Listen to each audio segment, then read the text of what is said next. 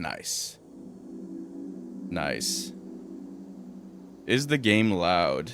Is the game loud? Let me know if the game is loud. I think it should be fine. I think it should be fine. Okay. Very good. Boom. Oh, my internet's already shitting the bed. How beautiful. That's okay. Oh, the clouds are in front of the press any button. Isn't that fun? Isn't that fun? Options. Dialogue tech. That's good. Oh no, this scroll wheel is gonna suck, I think. Hold on. Your size normal, that's good. You can change the font? That's crazy. The ebb is here, yes sir. You played Spear and Pugs today? Did it better than I thought it would? That's nice, bro. Glad the Spear dream is still alive. Okay, this should be good. Fuck, is the stream already, like, lagging?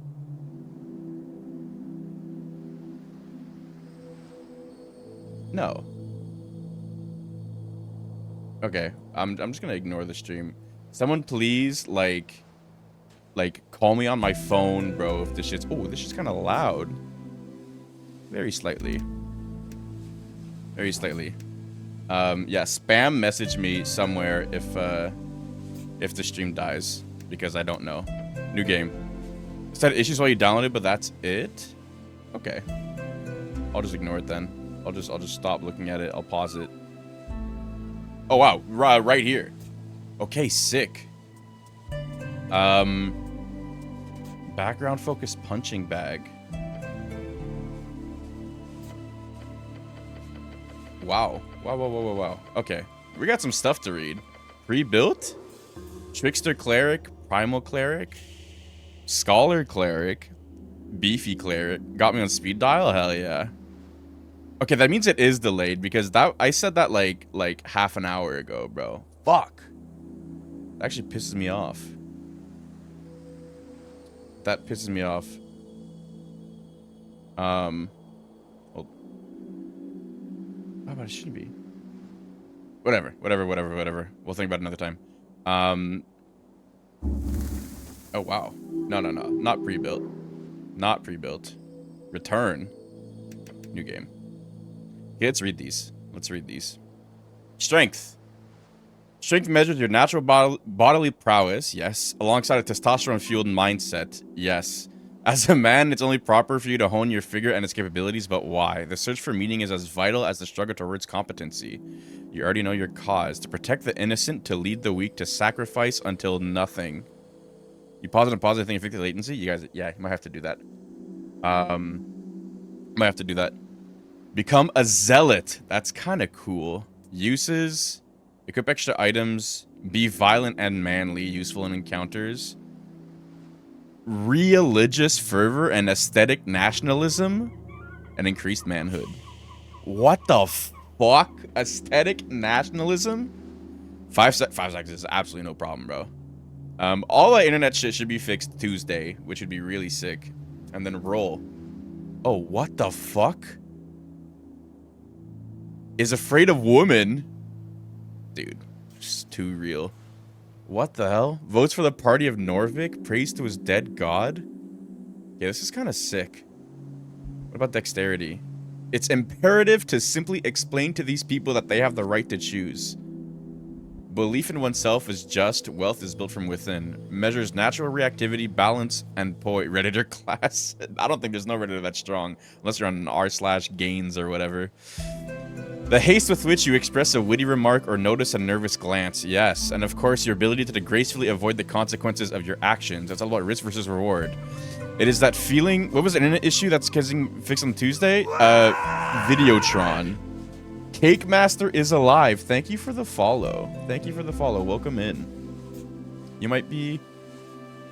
I kind of created an hour ago. Kind of fresh, bro.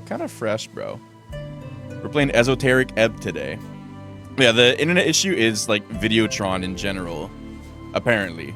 I've heard this from like a lot of different people. So, it's an alt? Okay, sounds good. Sounds good. So yeah, dexterity. It is a feeling of self-preservation when everything falls apart around you. To grab as much as you can while the grabbing's good. To progress towards a new future full of freedom. So those who look out for themselves can prosper and survive. I promise you no one else will. Steal. Pick locks. Yes, yes, all that. Become rich as a Republican revolutionary? What are we talking about? And just run away. Wow. Acts first in every encounter. Witty replies. That's kind of fun. That's kind of fun. Drops the ball figuratively and literally when you're low dex. Dirt poor. What the? So high dex is also rich? Interesting. Always listen to your hungry stomach. Alright. Measures your natural stamina, both mental and physical. It's how much you can take before going down. The world is harsh and unforgiving. It'll beat you to a pulp with words and sticks. Listen to your gut. The instinct that kicks in when you're standing at the pit. It is the voice that speaks nothing but bodily truth. Every choice you make, every emotion you accumulate can be traced back to the lower half of that stomach of yours. Retain the mortality of fleshy logic, simple, easy, and truthful. Hit points. Esoteric connection. Dex is usually reflexes. Yeah. Well, it's a lot like Disco Elysium where the dex was also yellow. It was called like mechanics or interfacing or something. And it was also about being quick-witted in a conversation, which is really nice. Your political party polled 2% and you don't care, so you're a centrist, huh? Keep forgetting there's an election, okay? It's tougher than entropy. Oh, that's kind of fun. It's already dead? Wow. Will die. Has no special connection with walls? That's fair, bro. Let's check out intelligence. Let those who learn lead. Measures your ability to recall, store, and process information. It is your logical receptacle and calculator. It is only proper for you to hone this pulsating mass within your skull, but why? Pure, unadulterated ego. Knowledge rules the world, so shall you one day lead the weak. Bring your genius to the masses. If they do not bow, they do not deserve you. You know everything about the past, therefore it is only rational you will truly know the future as well. Okay. Prepare more spells? Hell yeah. Dex is basically just capitalist? Yeah. Which is kind of cool. An actual plan? Vote for yourself? The Magocratic Tavern? Hell yeah. Votes for the best wizard. You. Despises and envies the gods. Wow. Is both ignorant and confident. Oh no.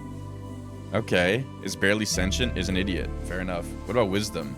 The large crumble upon their heavy forms. Their mystical falter at the crucial point. The small rise to the occasion. I'm gonna monitor myself because I'm reading a lot. There we go. Wisdom measures your awareness, institution, and ability to understand the world around you, to feel it. You may not know why, but meeting the gaze of another grants you an empathetic bond with her wants and fears, her dreams and hopes. You can read people for good or bad and pick up details others would pass by. It is your belief in the heart of all folk. It is being selfless. It is the only true road to redemption. Gods only know how hard you try. Uses? Empower your spells. So into just being a douchebag for dummies? A douchebag? Like a douchebag? I mean, yeah. But it's also, it's probably, well, it's like the blue stat in Disco Elysium, you know? Where you would like know stuff and you would like get into trance with your own mind. You know what I mean? As Galian working class? See the good, so you're communist. There are no big bad evil guys? That's crazy, bro. Remember the For Dummies books? I do. Well, I never read any, but yes. Oh, look at this, bro. This has got to be bit. Why is this UI breaking? That's a throwback? Hell yeah. Does not get people. Okay, Master's Primal Magic. Notices all details, right?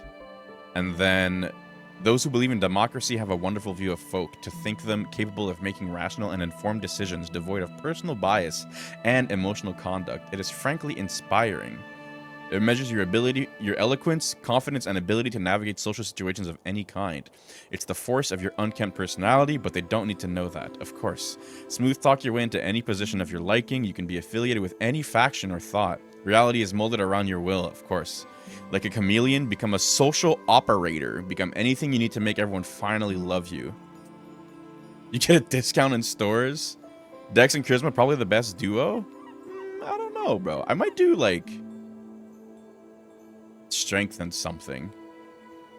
Strength was really fun in Disco Elysium. Say the right thing.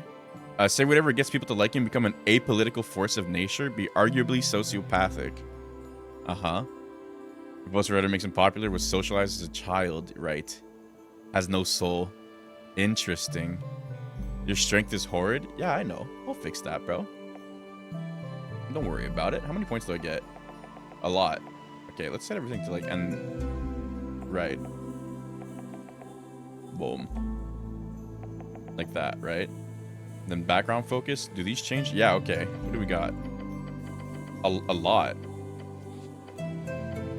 Okay. Wow. Crowd pleaser. Little weirdo. What the hell? You were a novelty to them, the boy who would do anything for their approval. Okay. Interesting. Asgalist activist. Dwarf propaganda? No way. For what it's worth, I went full int. Interesting. Then I'm not gonna do that. After your arrest, there wasn't much arguing about it. 3 guerrillas and trailing dudes in the city code and virtues, but you survived. All seem fun. We'll do a replay soon. Yeah, they do all seem fun. One friend. That fits you, little weirdo? Oh, come on now. Come on now. Acolyte. Right. Picked out of the ranks, you clearly showed deep devotion to your divine city. I might do... I definitely want to do strength and put a proficiency in that. Right. And then... let's try not to throw anything. Like, never throw con, of course. We could go to, like, that. Okay, let's put everything at 10 and see where we get. This would be that because I have 2 points in it, right? So this would actually be here. Everything at 10 would be, like, this. Everything at 10. Like, this is everything at 10. Wait, no. This is everything at 10. Yes, yes, yes, yes, yes, yes, yes. This ain't that stupid meme, 6'7". That's most people for me. I am, and this ain't that meme, 6'7". Sounds good, bro. I have 3 points left over. It's my actual height. I hate that memes were my height in conversation. I feel like people would believe you if you're just standing, you know? You'd be like, I'm 6'7". It'd be like, that seems about right. You can learn your height in centimeters. Is the true tech there? Palace Pawn, right. As a rising talon, you often find yourself amidst of... no. Faithful Harbinger? There's something wrong, praying to a dead god whose whispers linger in the air, slowly failing. You are isolated among your peers. That sounds kind of cool. You spend most nights seeking esoterical insight. Revolutionary scribe. Disillusionment. Dude, Dex might be kind of fun, though. Dex might be fun as hell. Strength is your nice. Kind of. Aesthetic nationalism is crazy. Oh no. Okay, let's do this like that. And then oh, proficient probably just gives me like a straight up bonus. Let's dump a little bit of wisdom. Strength and con, maybe? Yeah, I'm thinking con.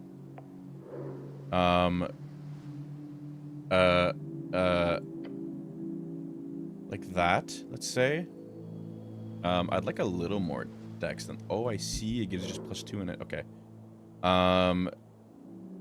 Actually, I don't... I'm okay with this. Cannot intentionally solve mysteries. I assume we can, like, boost stuff later. Right? How would we do this? How's this? Right? That's pretty good to me. It might be a little balanced. Proficiency and advantage on all checks. So I get like D&D advantage, or is it the +2 here? That I see. Because D&D advantage is you roll twice, take the better there. But it seems like it's just a +2. Honestly, oh.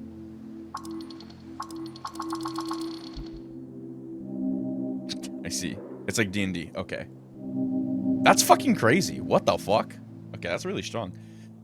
So then...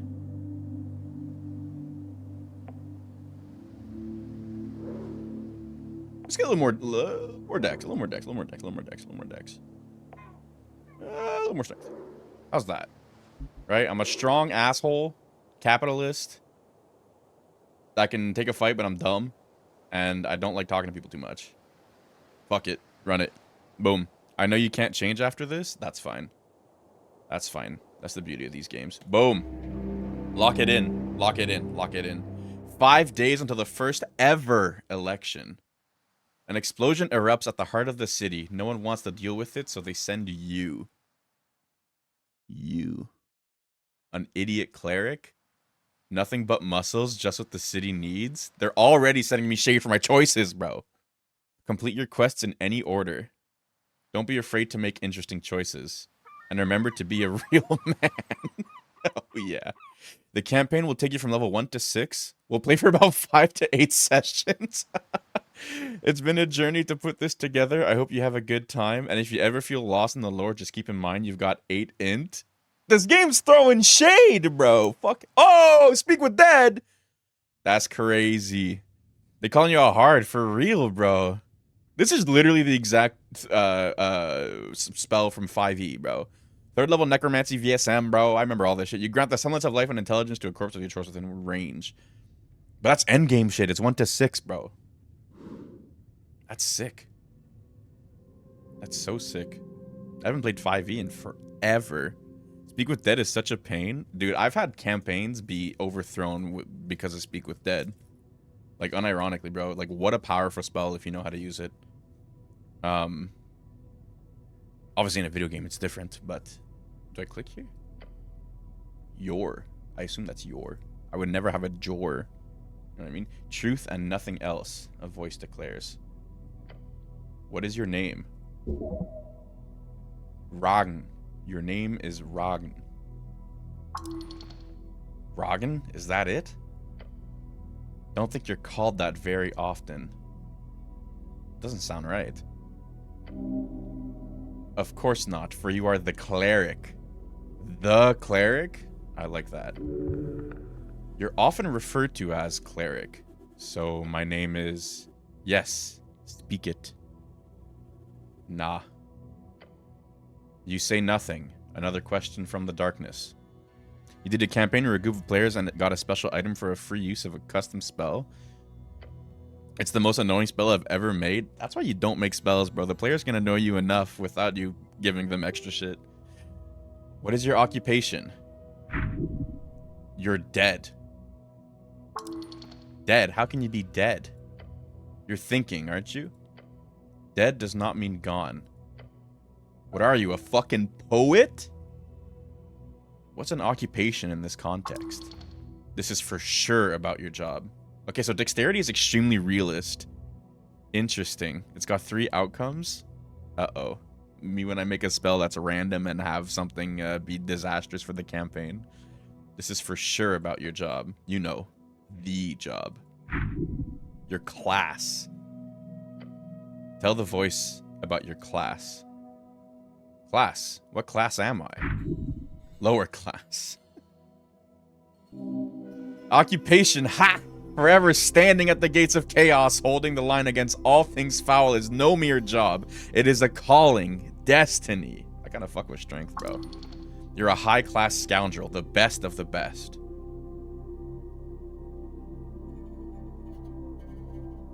I'm a sneaky little rogue. I'm awful at everything. I don't want to answer this question yet. It takes a while before the next question is posed. Change your class to a custom, swap 2 stats, and enchant red. What the fuck, bro? That's like horrid. No offense. What is your current goal? Goal. It would be nice to get out of this dark pit for one. We need to find who blew up the tea shop. You are a hero. By divine dictate, only you can save the world.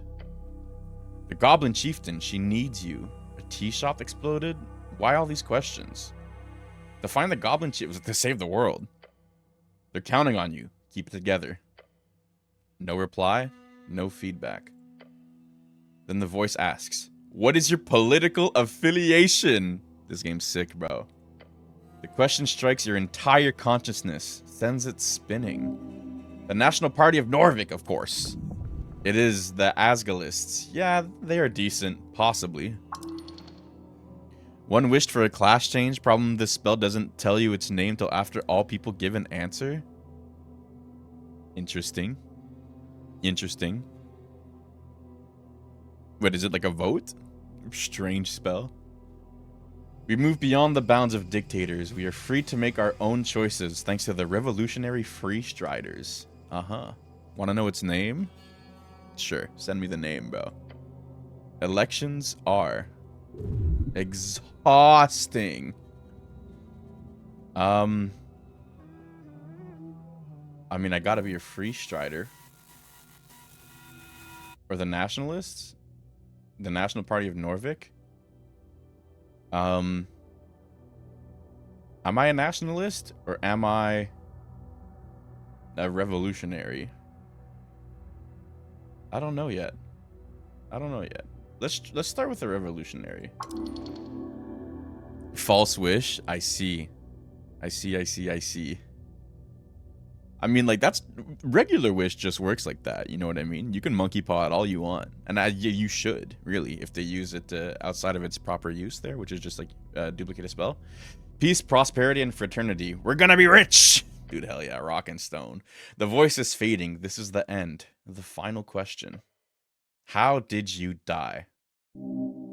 Following your convictions. Drowning in the river. Now's your chance. Break free. I'm not dead. That's it. Very specific word choice wish spell. Yeah, it's just like regular wish, bro. Just like regular wish. Again by Christopher Bodegard. Hopefully I say that correctly. Ooh. Nice. You need to be hyper clear what you need? Yeah. Followed by Raw Fury. Oh, yes. Yes. Very good. Yeah. I never gave my players wish. Too easy to derail shit.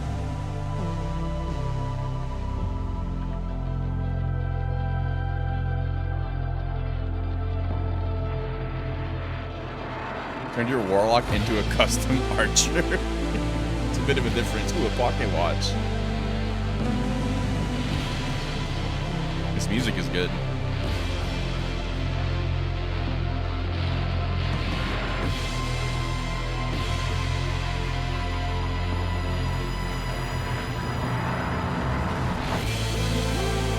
Mixed between cleric and archer.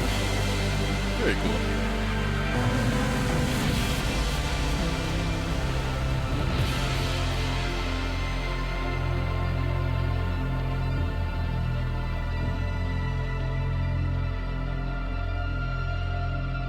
Where are we? Oh my god, a lobster. It's a huge lobster, bro. Holy shit.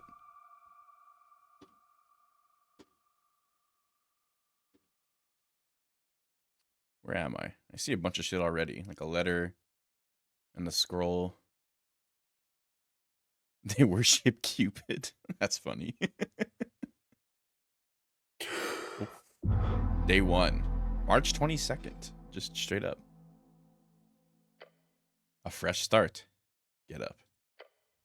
Your body aches. It's stiff as you've slept for days. As if you've slept for days. Can I? Okay, thank God. Don't sleep in the armor, dumbass. That's true. A true man always does. That's also true. Damage dealer to support healing archer. I mean, that's fine. Support's good in D&D there. Ready for your glorious quest to continue. Check your stuff. What stuff? Your hands dart around your pouch in uniform. Panic. Sweat. Your legs shake. Tears begin to form. Deep breaths. Your belongings are surely here somewhere. Look around you. A circular stone chamber. A storage for apples and corpses. Those piles of apples. Is this Tolstad? Oh, shit. Tolstad, a sprawling island fortress and one of 5 districts in the city. It sits in the middle of River Torna, home of Yor's Pillar, a sprawling tunnel network and a water lane, the greatest trade hub in Ascani. You're on Tolstad right now. River Torna, the second longest documented river in the coast. splitting the Bank of Ascani in half.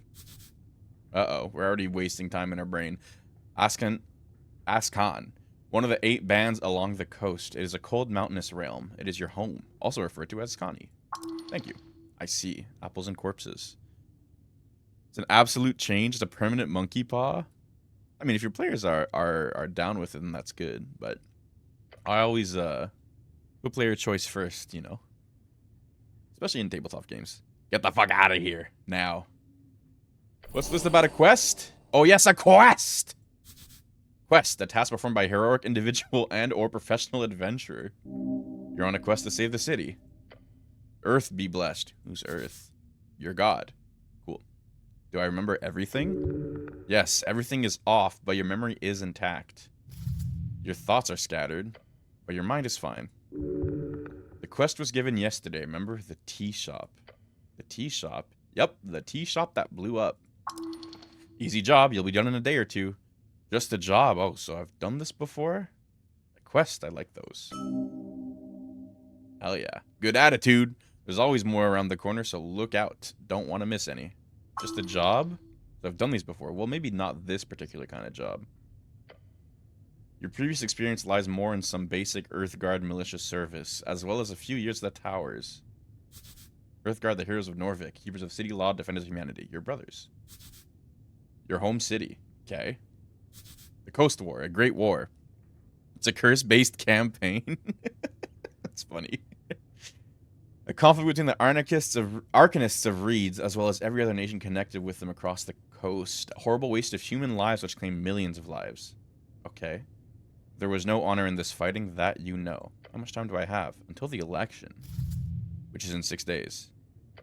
No, it's not. What the hell? It's in 5 days. Depends on your definitions. Definitions of what? Time? The patriarch was very clear. Handle the tea shop before election day. You must honor this request and complete this quest. The time only advances when you make new choices and dialogues. Okay. So to be clear, you need to figure out who blew up some random tea shop. More or less. But you've got like 5 days to do it, so no stress. You're the one they sent. You best get to work, hero. Can I think about this first? Time is limited. It's just a lot to... You feel dizzy? The weight of the Earthguard uniform, a dull pain takes hold. Your body aches, its contents rotting. You must consume an apple now. All spells have cursed variants. You should play like Call of Cthulhu, bro. Every spell works exactly that way in Call of Cthulhu. There are many apples and corpses. Corpses? What the hell is this place? And they can be random in effect. If your stats are high or low enough, chimes will appear in your mind. They will suggest, inform, and offer unique paths. Trust them at your own risk. Uh-huh. As you do, the fingers touch upon cold steel. It's covering your entire head, colloquially known as a helmet. Can I take it off? No! I wouldn't do that. Like ripping off your own face. Not a good idea. Not yet.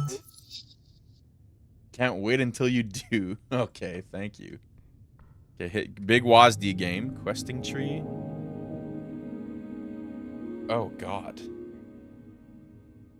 Oh, God. You have to roll D10 each spell. 5 good outcomes, 5 bad ones. It's very involved. Very, very involved. It's fun to make custom stuff, though. They hated fighting. I wonder why, bro. It's as if everything they used could kind of go wrong. Oh, I see. Interesting. Spellbook. Cure wounds. I have one. Can I just use it? Prepared spells. Can I prepare this? Spellbook. Amount of spells in your spellbook. You can get more collecting and memorizing more spells. Yes. Yes. 2 plus castle plus int. Oh. My int is -1. It's alright. Engage. Behold. Trifle. It's a corpse under a blanket. Sir, you can't sleep down of a someone. Check under the rag.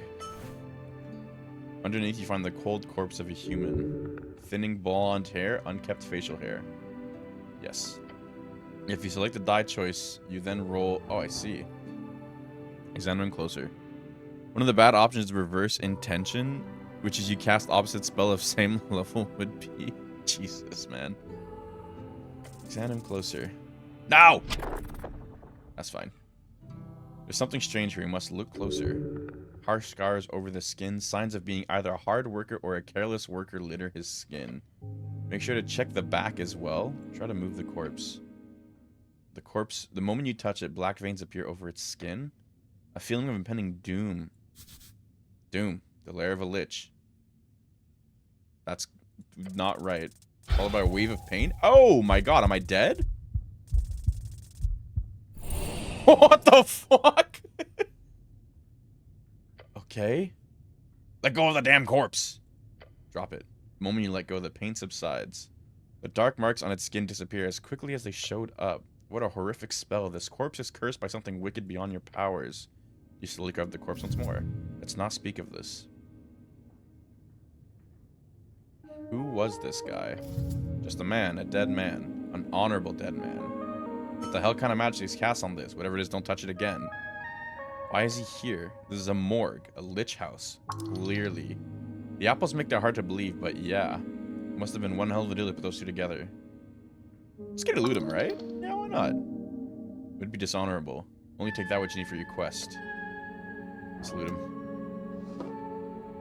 6 crowns and an apple. Nice. If you try to cast Cure Wounds when you become Tear Wounds, that sounds annoying as hell, not gonna lie. I do agree. It does sound annoying as hell. But hey, not my campaign. Not my campaign. Can I consume this? 1 HP? Hell yeah. Empty feet slot. Deep storage? Okay.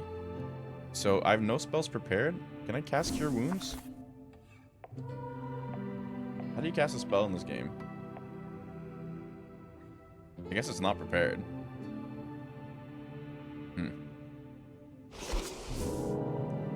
Okay. Oh, I have 1 free strider. Interesting.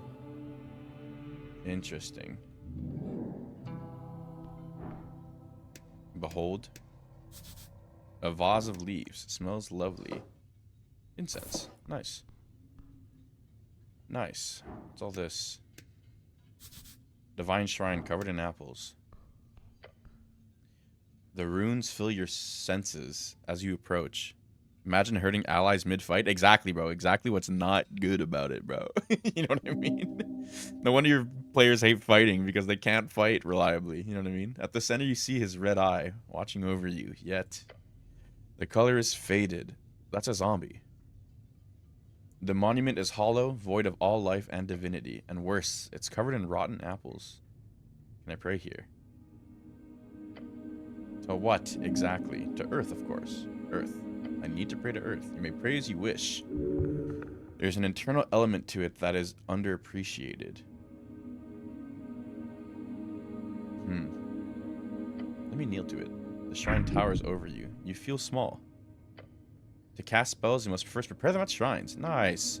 Prepared spells can be cast when the cleric has a reason to do so, either in or out of dialogues. Each cast expends 1 spell slot of the corresponding level. Prepare spells. Fucking prepare this shit, bro. Boom. Preparing spells. To the right, you may view a list of all your spells. In order to cast spells, you need to first prepare them by approaching the shrines. Nice. They have to rely on weapons? Yeah, but what about the spellcasters, bro? The poor spellcasters. Can't cast their spells. To the bottom left, you may view your current spell slots. Yes. You may only have prepare a spell slot if you have a spell slot. Okay, cool. Finish. Now I could cast it. Might as well. Maybe I'll wait. Oh, I should pray, actually. Engage. Most weapons of curses themselves? Sounds like it's your players aren't really playing the game, bro. Wait, can't I heal here? Not precisely. Of course you can heal here. What else you pray hard enough? DC 17? Light work. Damn. That's alright. You recite a few words of remembrance before you sense the channeled strings around the shrine. They converge upon you. Oh, it still works. Well, that's something. Sure is. There's something you missed. What were those words, the one you learned at the towers? The towers. Home of the Order of the Arcane Clerics of Norwick. Okay. Boom. I mean, all weapons able to channel magic. There you go. Remove the apples. It does not take long for you to move some of the nasty apples away from the shrine. A small improvement, but big in heart. Pray. Staring at the chiseled monument, you focus your mind. You take a deep breath and begin your prayer. And tranquility. Contemplate the tea shop. You let your mind go through the basics of what you know. The tea shop was destroyed in the middle of the day. That was their workaround? Alright. Minor injuries were reported. Your goal is to enter the tea shop and investigate it properly. That is it. Contemplate the election. First election. Your vote won't matter. Your vote will be the most important of all. Ask those around you what they will vote for, and you might find your own voice along the way. Can I return here? I have more things to think about. Always. Talking to yourself, huh? You must be a lonely guy. You do so. And I can just prepare these as much as I want. And I guess these refresh at the end of my day. Very good.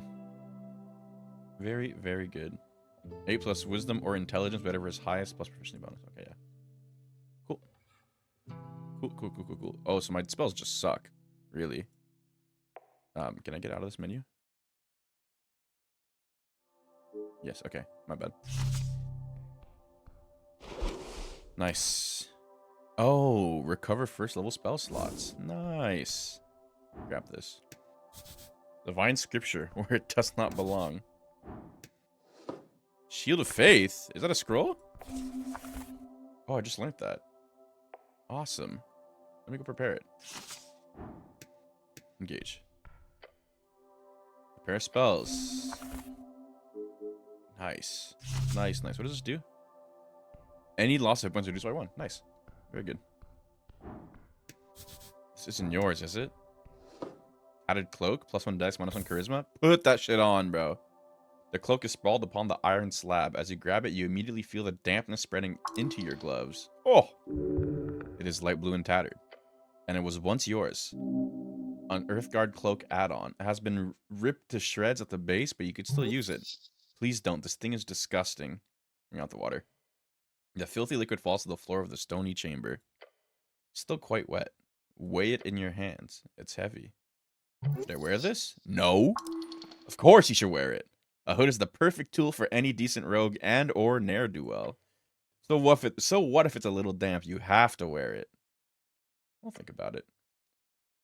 You reach for your fancy red pouch of holding. The cloak easily slips inside into the extra-dimensional space with a satisfying slurp. I really love my pouch of holding. Yes, you are very lucky. Of course, you don't truly own this pouch of holding. It is property of the state. Treat it as such. Shut up. It's yours. You can do whatever you want with it. Now, go put on your cloak and reallocate some resources. Temporary alters your ability scores. Right. I shall do so. Okay, it's like a trinket, I guess. I'd say that's an accessory. Thank you. No, I will not. Okay. And then this, let me grab this apple. It's an apple. Boom. Take that shit. Ooh, tab zooms. There's a bunch of apples. What is this? A very important piece of paper. Voting card. -1 intelligence. A scuffed voting card made out to Ragan Humlin. That's me. It's from a dwarven office for some reason, and someone has checked in all 5 parties on the list. You need to bring this to a polling place on election day if your voice is to be heard. Can't equip text here. It just makes me stupid. Awesome. Awesome. Bunch of apples. Apples are good for you. Whose apples are these?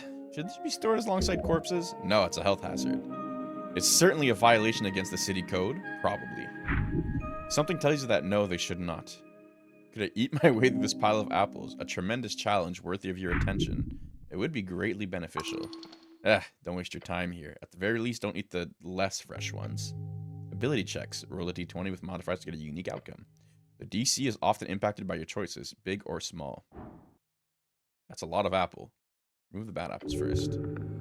Your hands swipe over the surface of apples, carefully plucking away any with signs of spoilage. That's a lot of apple. Yes. A lot of bad apples removed. Now it's a DC 8. 1d20 plus 1. Fuck you. You look upon this challenge with fear in your stomach. This will be your end. Digging in, the first apple goes down the hatch, going smooth so far. Maybe this will be easy. Another. Number 2 goes well. Oh no. Maybe I should stop. Nah. A rotten core and something hard. Yes, this was a mistake. There should be something good in the pile. Keep it up. Press on. Your stomach fights against your hands as you bite down on the apple. You can take it. Do not stop. This is so manly. Tears form in your eyes. One more should be fine. I will surely be rewarded for this. 1 HP. I got it. No! It's okay. This game's easy. This game's easy. This is the limit. As you chow down on one final apple, you'll feel your jaw ache and your hands shake. Apple overdose. Dangerous stuff. No such thing. Come on. You glance at the pile, realizing that you've just scratched the surface of this rotten apple heaven. Rotten apple juice dripping down the inside of your helmet. Wait, how are you eating these? Are you just shoving them in from below? Fine way to dine. Your thoughts are interrupted by the sound of something light and hard hitting the ground. A small, sharp rock. A shiny stone. That's a decent loot. Take it.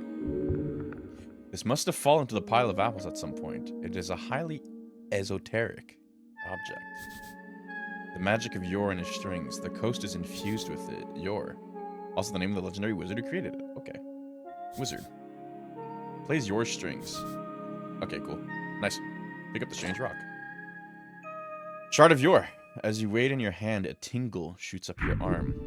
Esoteric. A shard. It is connected with a string. These rare shards of Yor can be consumed to unlock failed ability checks. Oh!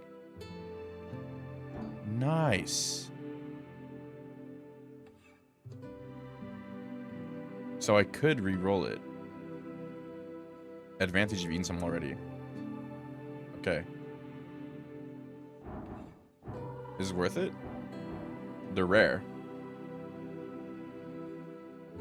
Why not use it?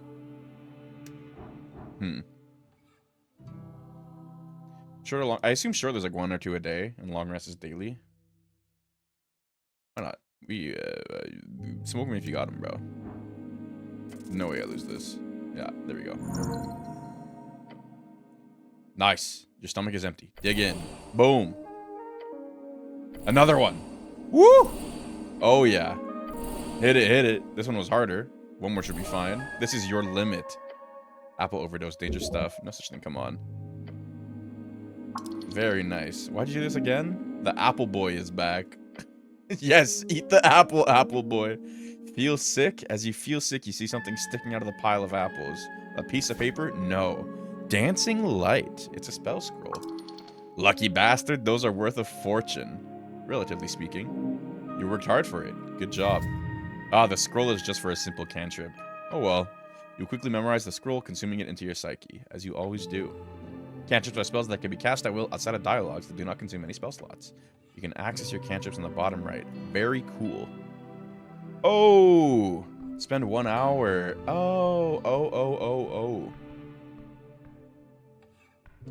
I see. How interesting. You create a torch-sized light within range, making it appear as a torch lantern or glowing orb that hovers. Nice. Nice. Maybe I do short rest. Remove an exhaustion. I can even remove 2 exhaustions. What is this? A great mountain of apples. Okay. Is this one good? Behold. This one looks good. Behold. Garden apple. Okay, let me, you do heal if you short rest, right? Yeah, why not? 1 hit die. How many hit dice do I have? I assume 1. Yeah. Okay, let's maybe not just yet. Almost no point to. Except to remove exhaustion, but... Behold, a guy. He looks indecisive. Zombie. You approach a shambling man by the apple pile. He does not acknowledge your presence. He's unaware of you. Greetings, citizen. Glancing under his hood, you catch a blank expression spread upon a dried face. This is a dead guy. Damn, try not to get bit. What's your name, sir? Why is this man not listening to me? Wait, is this a zombie? Should I defeat this zombie? Yes, it is only just. Okay. I think I do want to kill the zombie. Don't I have a... Oh, I have to do it to pass through him. I don't have a weapon. Oh, you can sprint. Hell yeah. Hell yeah, you can sprint. Boom. Boop, boop, boop, boop. Okay. Hold on. Make sure the stream's okay. It's a little stuttery. But, like, is it badly stuttery? No, it seems okay. Okay, cool. I'm just getting the unstable thing, which is really annoying. It's goddamn internet, bro. Boom. Trifle. Tooth. +1 wisdom. Oh. Pickpocket failure. With your fingers fumbling about in his mouth, you grip over the fancy magical tooth slips and he bites down. Ouch. You instinctively move your hands away, but he still gets a quick nibble in. You're in his mouth? Yeah, you have to destroy this foul creature. So you want that tooth, and at this point, yeah, your only option. Cease this rummaging through undead maws, please. You can just punch his ass. Attack him. Yes, deal with this foul creature. Encounters are turn-based conflicts where each participant takes turn rolling in dice and taking actions. During your turn, you're able to perform one dice action as well as cast one spell of your choosing. Die action, by the way. The order is determined by an initiative roll. Don't let the shambler get the jump on you now. Nice. Boom. Hell yeah, bro. You're quick. You got this. Your turn, show him no mercy.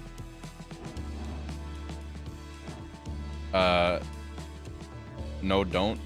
No, stay. Do not make the first move. Shove him. Hell yeah. Putting your weight on it, you push the zombie backwards. He attempts to stabilize himself while stumbling around.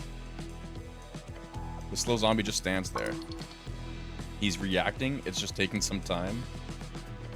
The zombie's hostile. This undead abomination must be apprehended before it causes damage to innocents. Does that include you? Yes. Grab him, get his arm. Try to manipulate him. No, no, no, no. Get his arm. Woo! That was close. You grab his arm, your thick gloved hands wrap around his frail wrist and keep him stable. He's not getting away now. His neck snaps around, the withered face now facing yours. You've really pissed him off. You can tell since you're such a people person. He bites down on you hard. It hurts even through the armor. This ends now. Finish with a sucker punch. I have advantage of him grabbed. Block his ass. This game's easy. Knock him out. Knock his second level transmutation. Bro, go fuck yourself. That's so funny. Catching your breath, you stare at the now unmoving creature. Justice dispensed. Now go loot him. Get that fancy tooth. Woo! Nice. Wisdom tooth. Of course. Oh, let me eat these. Yum. Yum. And I can even pop a of this. Nice. And then let me rip it. Oh shit. My ebb is esoteric, bro. My ebb esoteric. Inventory, and then pop one of these. Why not? Okay. Actually, I should have waited until I had none left. But whatever. Stream keeps buffering, but I'm not sure it's on your end or mine. Definitely on my end, unfortunately. Just make... If the audio, like, desyncs a lot, let me know.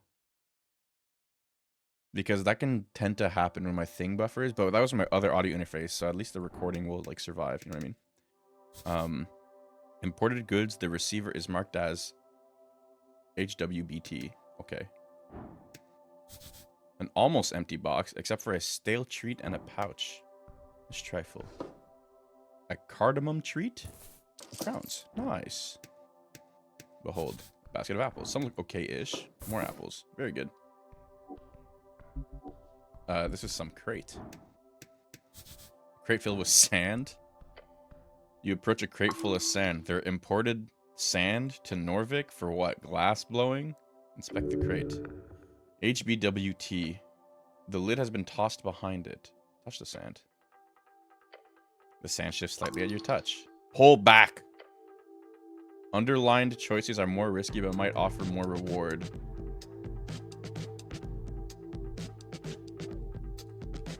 You dive in with your whole hand, fingers first. This one does not. Then you feel a tug, a grip, thanks game, and finally a pull. Your shoulders on. What the fuck? Your face is now sinking. Fight it.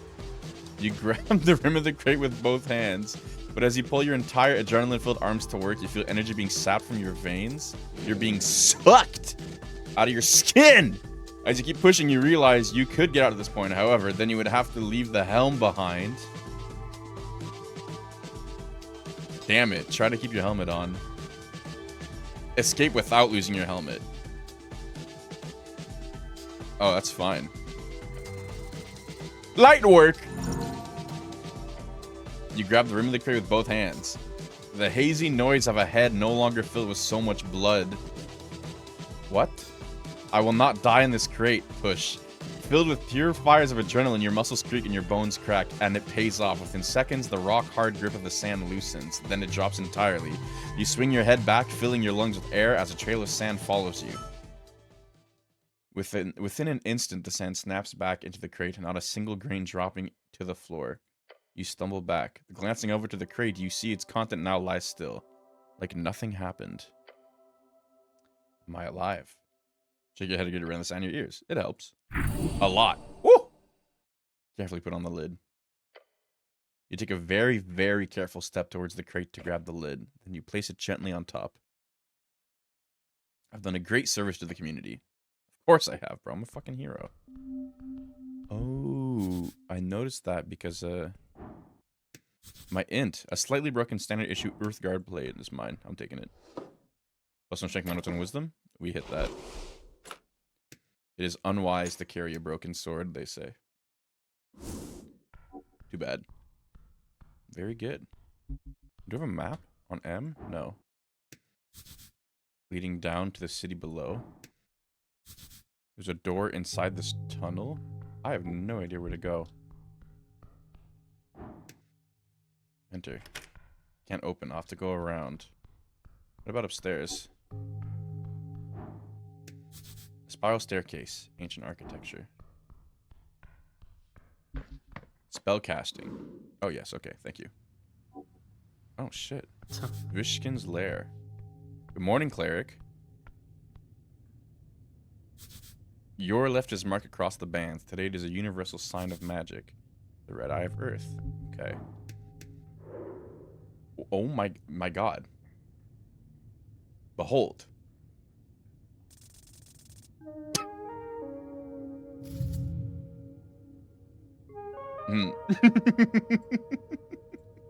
Interesting. I have no idea who you are. That's really cool, though. Can I trifle him? Human no cause trouble? I would never cause trouble. Charm person? Pickpocket. The mind expansion? Can I just take that? Oh, I memorized it.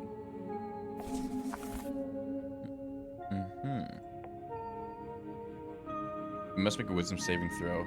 Situational up to 10 minutes. Can I just take this? DC 15. I have a +4.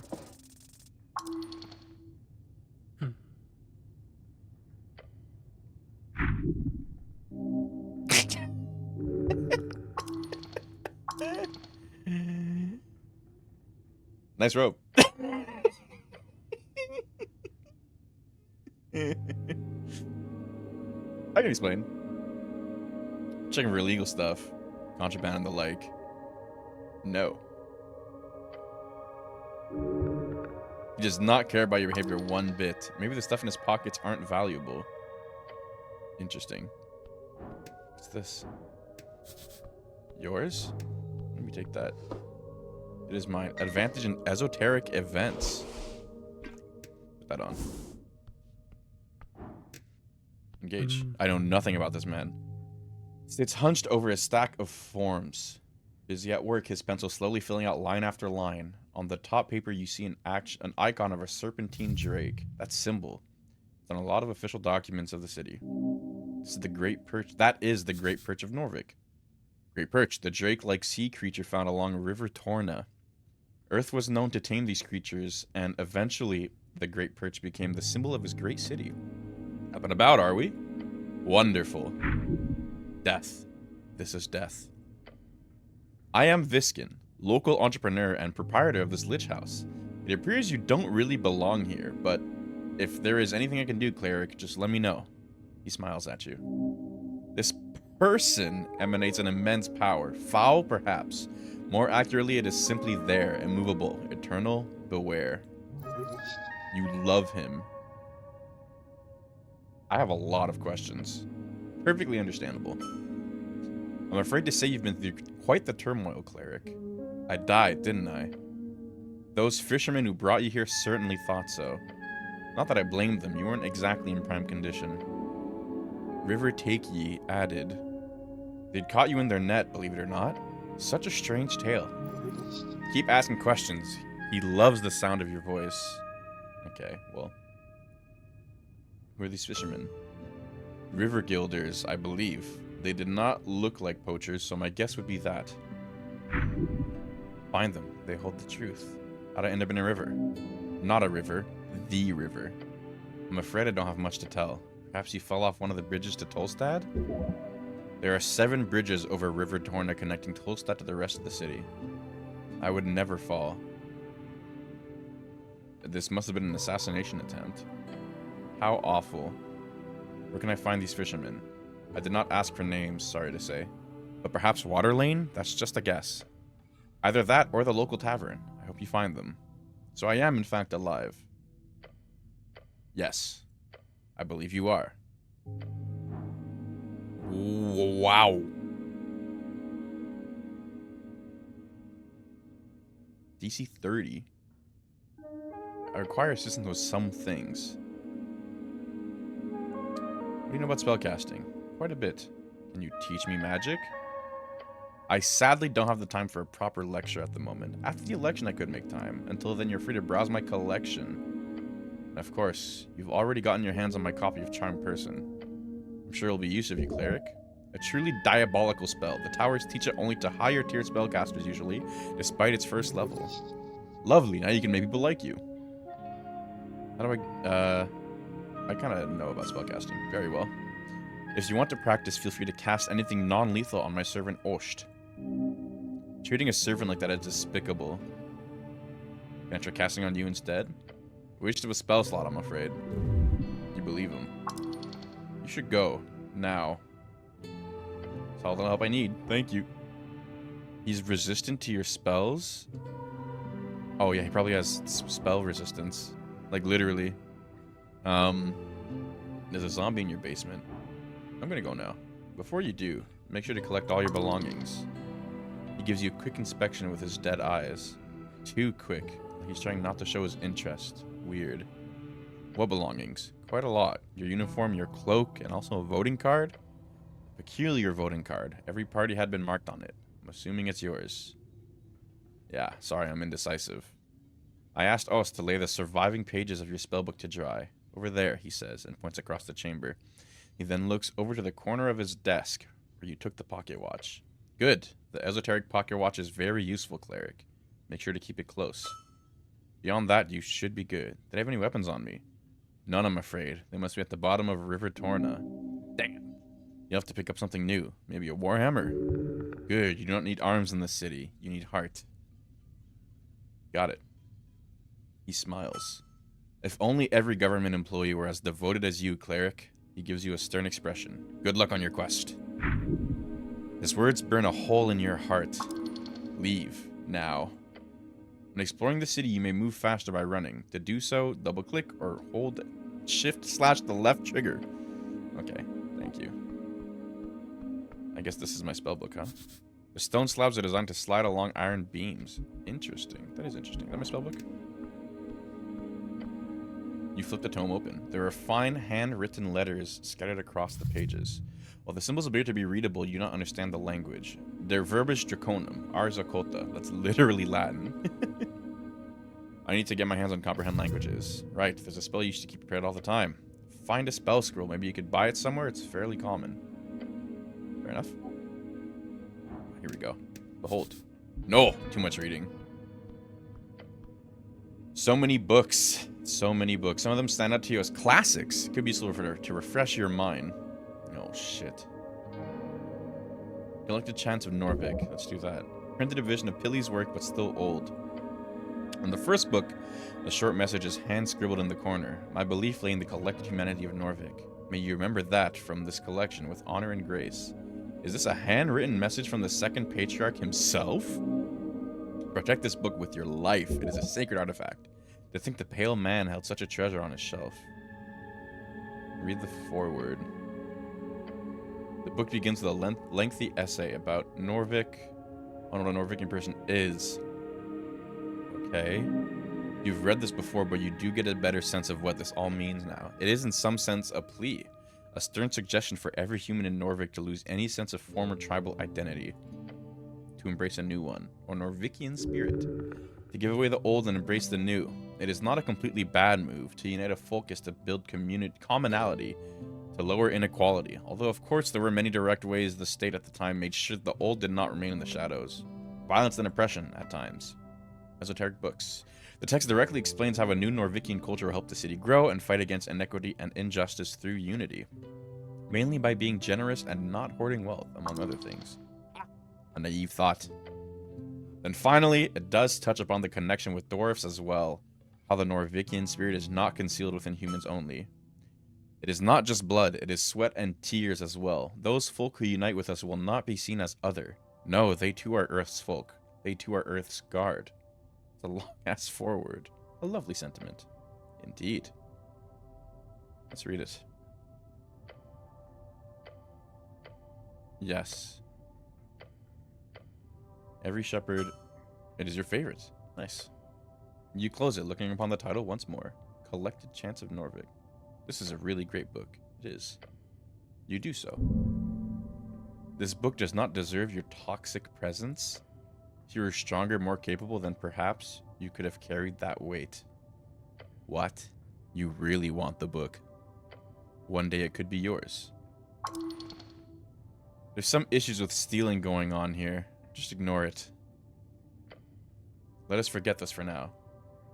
Okay. That's enough. An open manual for esoteric geometry. You know this already. Incense. Wait, is that my spell book? Perhaps indeed. Ruined prayer book. This book is ruined. Most of the pages, while dry now, have been completely drenched. Only a few pages of the soggy, brackenish papyrus pages are readable. They appear to contain some type of undecipherable symbols. Ascani writing of the most basic kind. Wait. Oh no.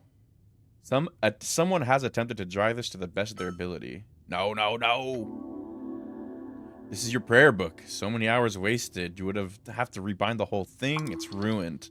That'd be expensive. Let's get your hands on a new one instead. A chant book is able to sustain humidity, not underwater excursions. You should have protected Earth's chants more carefully. What a disgrace. Take the ruined prayer book. Okay, but I can just yoink the Earth chants. Ooh, incense. Give me that. Boom. Okay. Let's see here. Yes, yes. Okay, questing. I got a new quest line? Perhaps? After your river adventure, your old spellbook is ruined. Find a service provider who can rebind it for you. Fix your ruined spellbook. Okay. And then this. River take you. You were brought to the Lich House by some fishermen, but how did you survive your plunge into the river? Okay. This is a corpse again.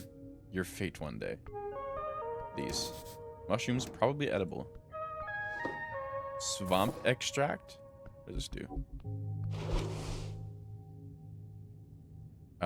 Okay. HP. Nice. Very good. This. An unlocked chest full of strange rocks. Oh, nice. What's up, Osht? Oh, dexterity to behold them. Interesting. Chief of security. You behold this guy. They're trolling me. Stay on your feet. Okay.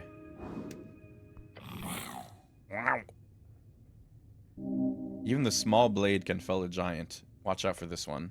Master, say you behave. I have some questions for you. Short question. Go. Where were you when the tea shop incident occurred? Incident. Tea shop blow up. Boom. Big boom? Big boom. When it happened, I was on water lane. On mission. A mission? Not mission. I meant to say errand. What were you doing on water lane? Milk. Doing milk? Deliver. You deliver milk? Yes. Side hustle. This kobold just keeps getting better and better. Ask questions about the milk. Where does the milk come from? Cows. And where do you get the cow milk? Market. Do you like milk? No. I also don't like milk. Easy. You smirk, a confident laugh escaping your lips. You then turn towards the ceiling, smiling. I also don't like milk. Your comment has made a dent upon the world. What a stance. As a human, who could have ever thought such a thing about you? The kobold stares at you with awe in his yellow, expressionless eyes. Who buys the milk? Humans. Waterlane humans. They pay many for fresh milk before dawn. Side hustles are always smart. You should do a milk run later. Hell yeah, bro. It pays. Can I have some milk? No. Valiant effort. Do kobolds produce milk? No. I don't know anything else about milk. Okay. Oh, milk curious. Thank you. Yes, thank you. This knowledge will be very useful. You should totally find out more about this. Could be a big moneymaker. Who are you? I'm Ost. I am security chief in Lich House. A strong little one, nearly immovable. How'd you get this gig? Not gig. What is it then? I am devoted servant for master. Keep going. So you're a slave. Not slave. And your master is Master Viskin, and he owns you. Not own. Serve. So you're being paid. Yes, paid well. Must be very, very well for such fierce devotion. He gives you an expression that could be described as a frown. That is, if it looked any different from his regular expression. You are a kobold. Not a question. Next. Oh, fuck. Right, that's not a question. Quick, save it.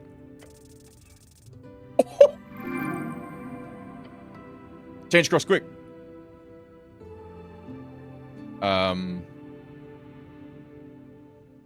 Okay. Kobolds. What are they good for? Many things. Shooting human for one. Do kobolds exist? Yes! Am I a kobold? No. Are you a kobold? Yes. Better than nothing, I suppose. Okay, alright. Human done with question? What are you voting in the upcoming election? Angry human party. Good choice, little guy. Yes, very good. Strong men lead. Bright tomorrow.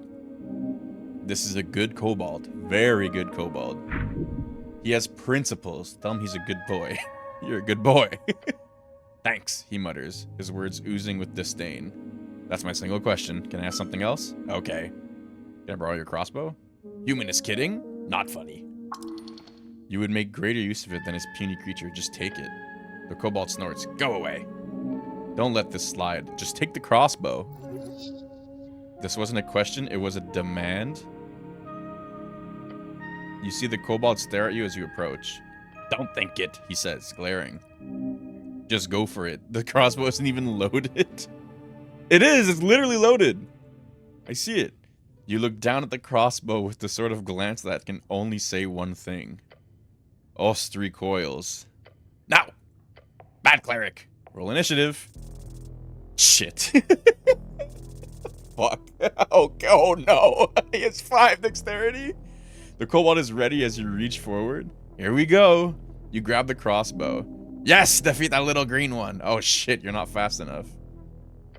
The kobold attempts to scratch your hands. Let go, cow fucker! He gets a nasty hit in. Ouch. Oh, I can probably cast this spell here. It's mine! Your turn to act. What will you do? Ask him nicely to let go. Pull all your might to a final finisher. You can do this. Holy shit, I can just blast his shit, bro. Destabilize the box he's sitting on? Boom. I got that. Oh my god, we're fighting. You attempt a swift kick forward, managing to hit the crate. It moved, a little bit at least. Gah! His grip of the crossbow is previously weakened somewhat. The tension rises, blood pumping. Be ready. Even angrier this time, the kobold attempts to snap at you with his maw. Okay. He chomps down on your gloved hand. A shooting pain goes up your arm. Ah, tastes like cow. It aches. You need to hold out. Come up with an actual plan. Advantage at destabilizing. Cleric, stop! I order, stop! I have advantage. Oh, God. Increasing pressure ever so slightly for a few seconds, you eventually see the strain on the kobold's face. Then you feel your body failing your orders. No. Your arms can't hold it. System failure. You don't get crossbow! The tension rises, blood pumping. Be ready. The kobold attempts to grab something at his side. Wait, why? The sidearm, bro. You realize now where the crossbow is aimed, but it's not loaded. He reaches forward with incredible dexterity. He's reloading in one swift motion. Bad cleric! The kobold roars as he... Oh my god! Holy shit! But somehow you open your eyes. How is human? Sent straight into your gut, the bullet got caught in your chainmail. The force was tremendous. However, you stand. This is your final chance. You can feel it. You kick his ass. Yes! With a final glorious tug, a tug of violence, pain, the suffering of your ancestors, and a deep love for crossbows, you rip the glorious artifact out of its owner's little claws. With the crossbow safely in your grasp, the kobold gives you an intense glare, panting. You. He glances to the side towards his master. He glances back at you. You can borrow, okay? Not have. You give back soon. Very soon. Weak little kobold. Perhaps you should give it back once you're done with your glorious quest. We'll see about that. Dude, hell yeah. Holy shit. Based crossbow. Let me eat. I got kind of rocked, bro. God damn.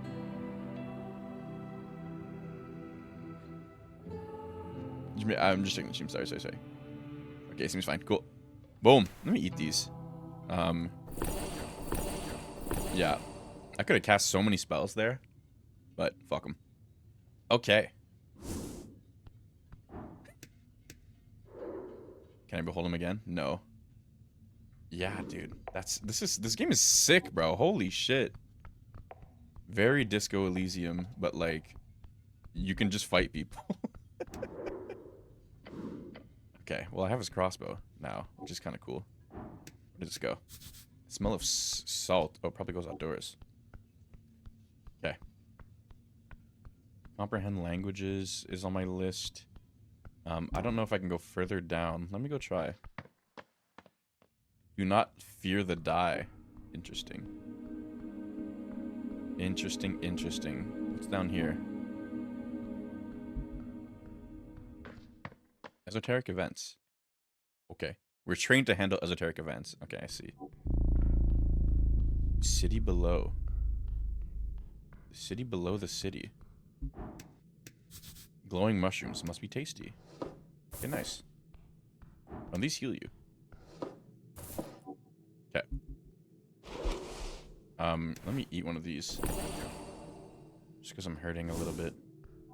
What the hell? Where am I? Oh, taking a step forward, you touch a thin cord.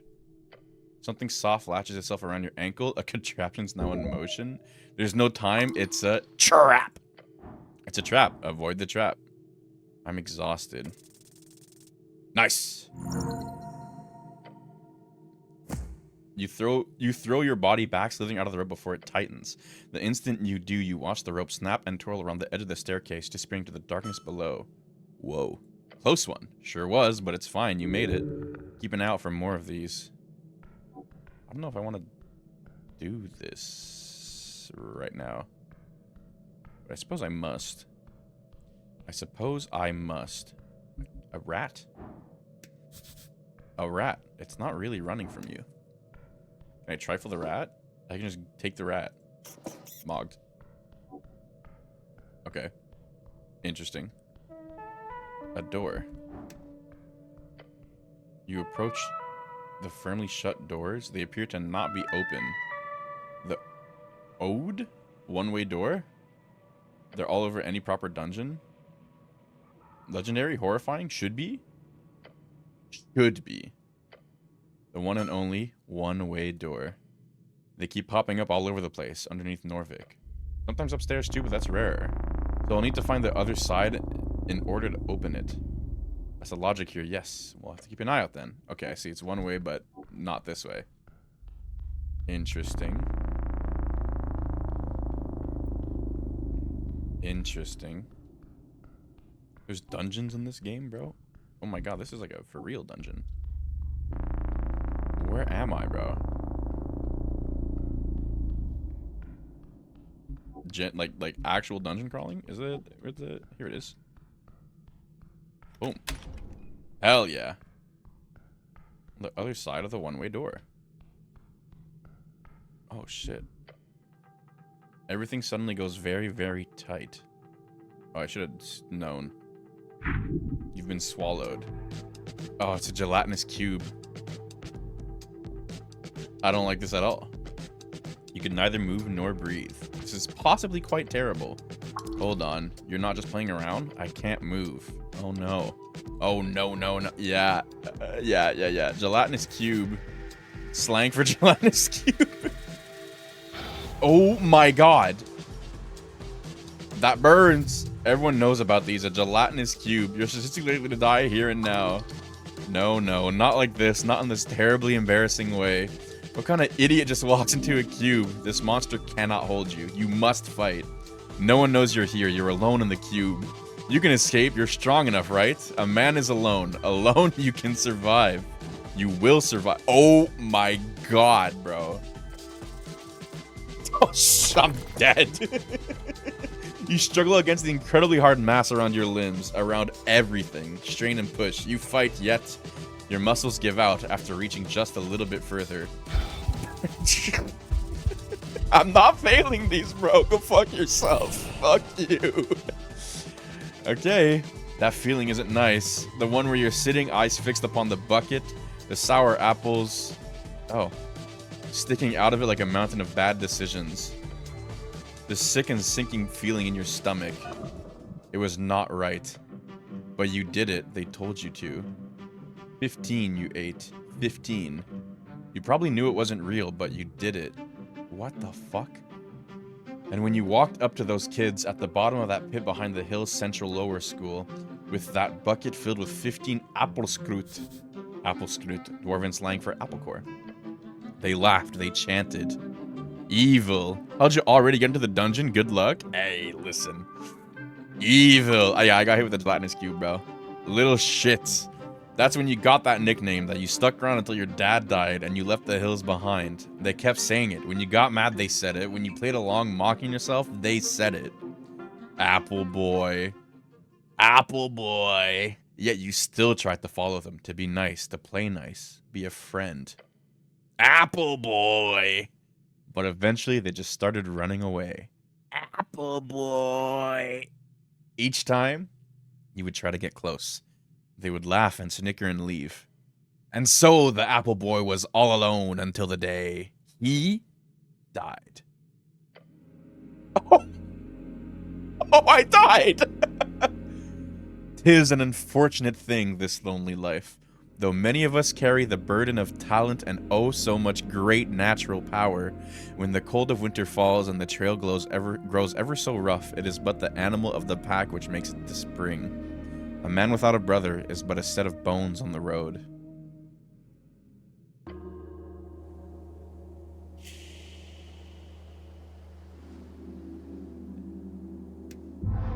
Hey, man. Happens. Okay, what's this autosave? I don't have the crossbow yet. No. Oh, shit. How long does this... Okay, I should probably save, like, as often as possible so I don't have to reload too much. Did I grab this? Yes, my spellbook. Boom. Yes, yes, yes. Okay. And then... this I have read already. Let me grab these mushrooms. Okay.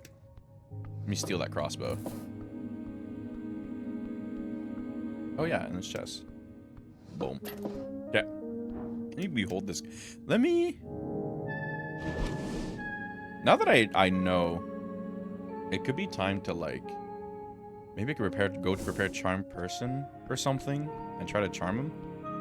Just to see. Just to see. Right here. Engage. Prepare spells. Can I prepare 3? Yes, I can.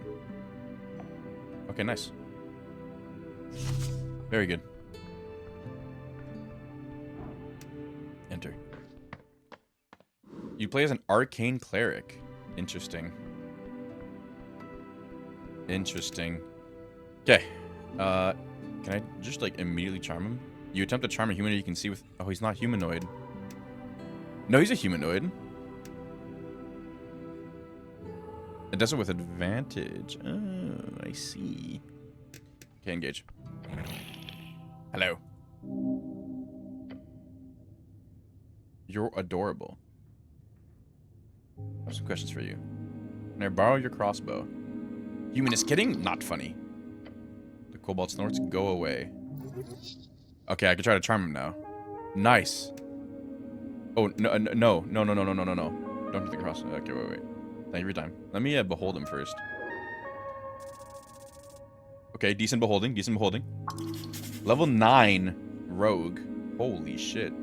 His expressionless eyes seem to keep watch at all times. He's obviously determining where to strike you to die as quickly as possible. How humane. Interesting.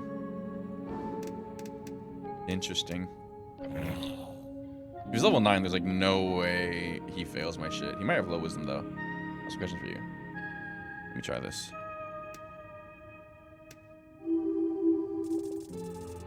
Nice.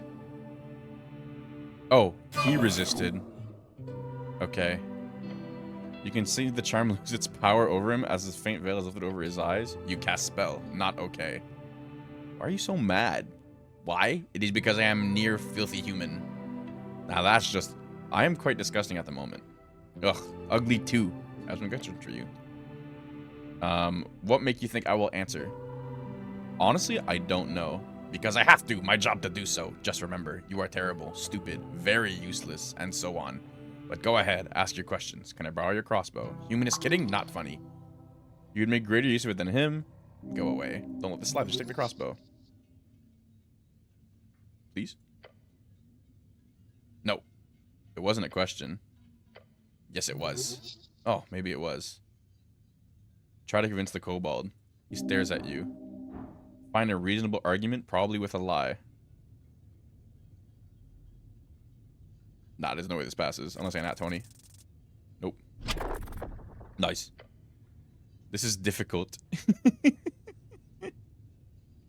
If you don't hand it over at television, you call them stupid. Master, don't believe you. Go away. Can I borrow your crossbow? No. Boom. Boom. Just take it. Don't think it. Take it. Yes, sir. Yeah, but he's gonna mog me here again. I could Shield of Faith. What? Nah. Oh, I could Charm Person right now. Here we go. Nice. Yeah, he just gets it hidden. I don't really get the... Can I just cast this, like, immediately? No. Let's hold off. What will you do? Disadvantage is crap. Yeah, destabilize the box. Nice. No problem. Very good. Oh my god, he is obliterating me. Hold out. Yeah. I just need to roll 13. Nice. Increasing pressure ever so slightly for a few seconds, you eventually see the strain on the kobold's face. He cannot keep up with your iron grip. You don't get crossbow! The tension rises, blood pumping, be ready. He attempts to grab something at his side. Wait, why? Oh no. You realize where the crossbow is aimed, but it's not loaded. He reaches forward with incredible dexterity. He's reloading in one swift motion. Bad cleric! As he blasts my shit. I'm just passing these, bro. Direct hit, but I open my eyes. How is human? Boom. I stand. This is your final chance. You can feel it. Yes. Whoa, it was close. It was a little close. Nice. Give me the crossbow. We'll see about that. Alright, now let's save. Boom. There's like an autosave, settings? No. Okay. Avaria says the recommended font. You can cycle through and say, okay, interesting. You don't tell me what to do? Funny. Okie dokie. Put the goddamn on. Right, because this gives me a strength, but tanks my wisdom. That's fine, I want my dex. Let me eat these right now. Alrighty. Yeah, so I guess I go outdoors instead of into the dungeon. Because that was foolish to do so. Okay. The voice is upstairs and the smell of salt. Behold, the smell of salt. The questing trees are now reconnecting. Quests you can complete. Yes. Oh no, the milk run. Let me milk run this guy. My bad. Boom. Oh, dude, I'm hauling ass to him. Okay. I have some questions for you. We're at the tea shop. Incident? No. Big boom? Big boom. What are we doing? Water lane. Milk. Doing milk. Delivery. You deliver milk. Side hustle. Ask questions about the milk. Where does milk come from? Cows. Where do you get the cow milk? Market. Who buys the milk? Boom. Do you like milk? No. I also don't like milk.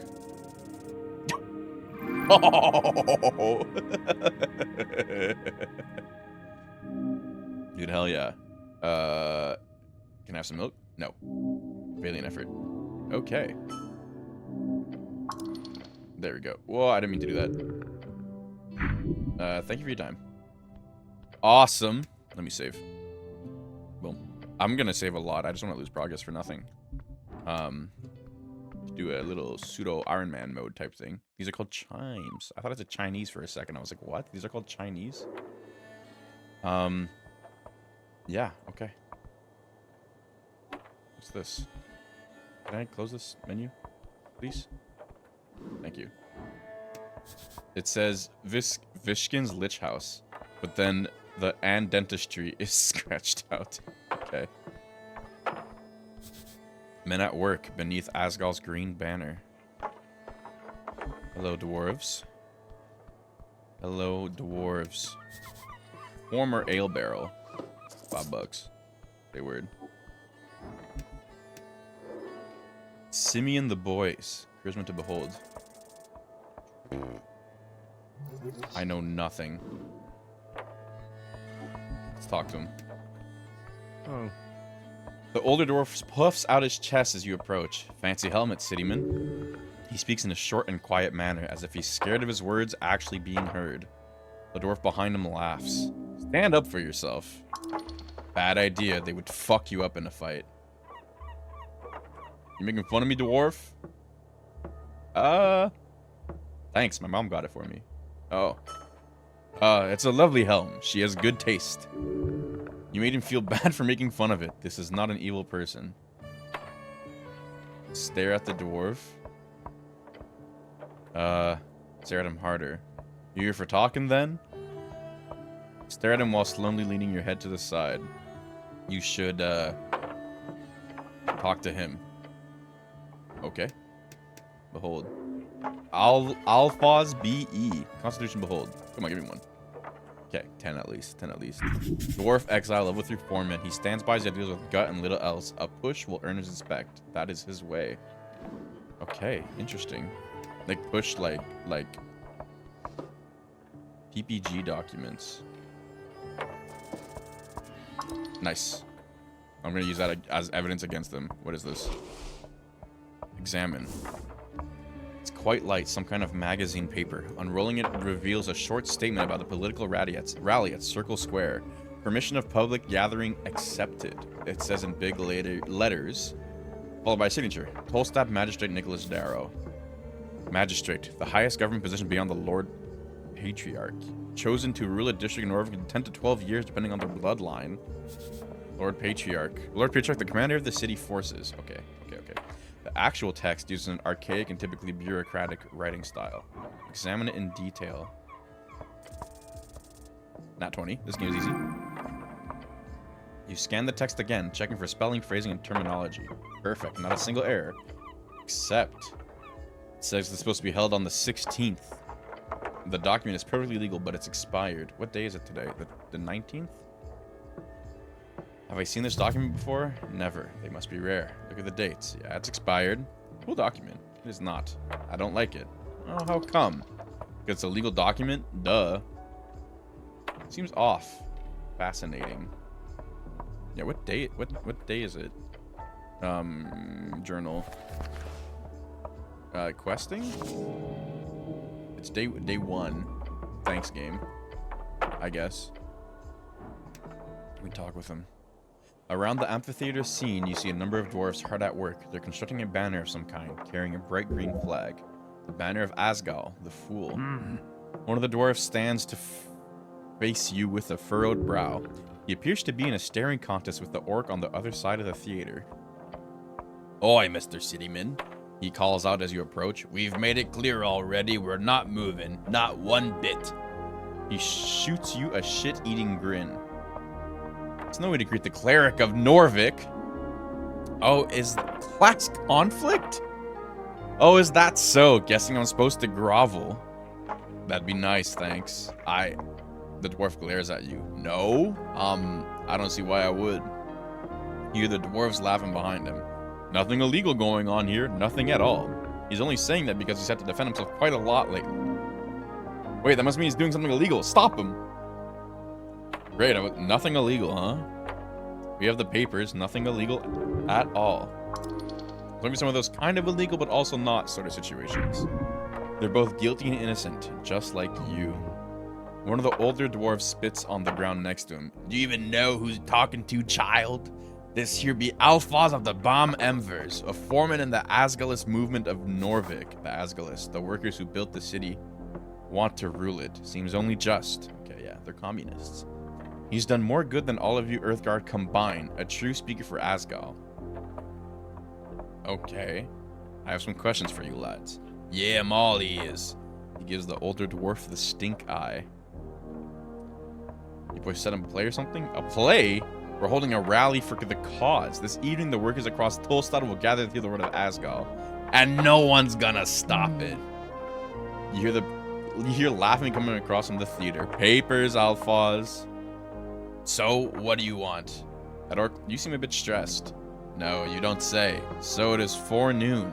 I gets the lads together, and when we arrive, that accursed woman is standing here. The dwarf shudders. She starts complaining. We, show her the papers. And the papers are no good, she says. Bah! Circle Square conflict added. Real convenient, I say. No, there's nothing wrong with these papers. We are in our rights to speak out against tyrants and burrs. They are. Bureaucracy. So what's wrong about the documents? Of course she is. She's a liar, that one. A filthy liar. He nods and grunts. He knows she's right about the documents, but doesn't want to admit it. I checked out the papers.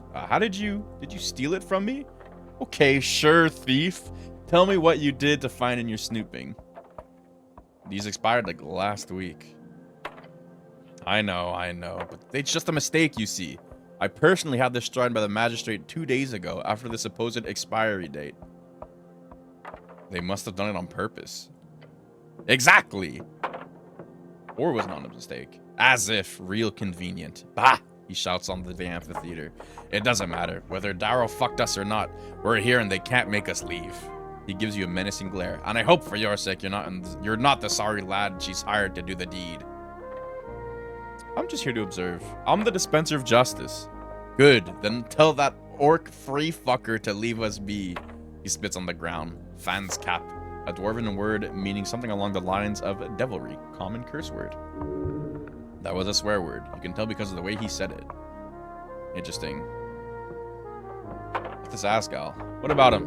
Asgal, Ashmark, is a very controversial figure in dwarven myth, as well as his history. Who is he? Who is... He's Asgal! Asgal the Great, the Kind, our liberator. His legacy is as flawed and complicated as his message. Got it. Damn right. Is this a religion? Most certainly not. Is it a cult? I don't know who you've been talking to, Mr. Cityman, but let me assure you, Asgal was no god or demigod or anything related to it. He was a simple man with a dream of a fair and just society. Nothing more. He's infuriated. But not because of you, but because he has intimidated his position many, many times. About the rally. What's this rally about? Guilds. For decades, there's been collective bargaining between Norvikian workers and the city guilds. Say what you want about Earth, but he kept a tight leash on the upper class of the city. Blessed be his name. Yeah, but look, it ain't the same since his death.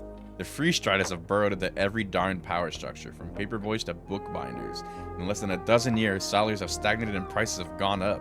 They say free striderism would make the city rich. I say it makes its people poor. We need to change. So you're here to convince a bunch of Tolstad workers to vote for the Asgalist party? More or less, yeah. But it's also about the spirit of community. Together we can fight against the purchases of our labor. Alone we are as brittle as a twig in the, a twig in the wind? No, that's not good enough. How about as brittle as a boar with rabies? Like a twig in the fireplace. That's good. I like that. Anyways, the rally will be a success. We just need to get rid of that orc. So we can call out all the workers of this magnificent city, he exclaims. Vote! Vote with your guts, with your manhood at stake. You too, Mr. Cityman. Okay, good luck. A nobleman? In the old country. I'm just a foreman in the Tolstad district. Doesn't matter if he's a noble, he must be rich. How much money do you have on you? Didn't your mommy and daddy ever teach you about someone else's mint? I bet you're only here because of mommy and daddy. What did you say? You must have misheard me. I said, don't forget to thank mommy and daddy for the foreman position. He clenches his jaw and stares at you. See, that's the difference between you and me, human. My work speaks for itself. About the rally. That's fine. Okay. Questing tree. So what did I get here? Circle square conflict. They have the legal right, they don't. Class conflict. You've declared yourself as the cleric of Norvik one single time. It's a grand title suitable for a true human cleric like yourself. Interesting. Interesting. Phoenix Folio. Picture Rune Spellbook. Okay, cool. And then this, I don't know yet. Okay, let's go talk to that woman. That orc woman. Over there. What is this? Sneaky apple. Woo-wee! Oh my god, give me that there apple. Locked. The most useful tool through human history? A bucket? I'd believe it. Okay. Where's this, orc lady? Observing the great interest. Agent Vera. Strength to behold. Give me a good roll on this beholding, bro. That's ridiculous. What's she have on her? 50 bucks? Nah, we don't have to steal the 50 bucks. I would like to be able to behold her a little more properly.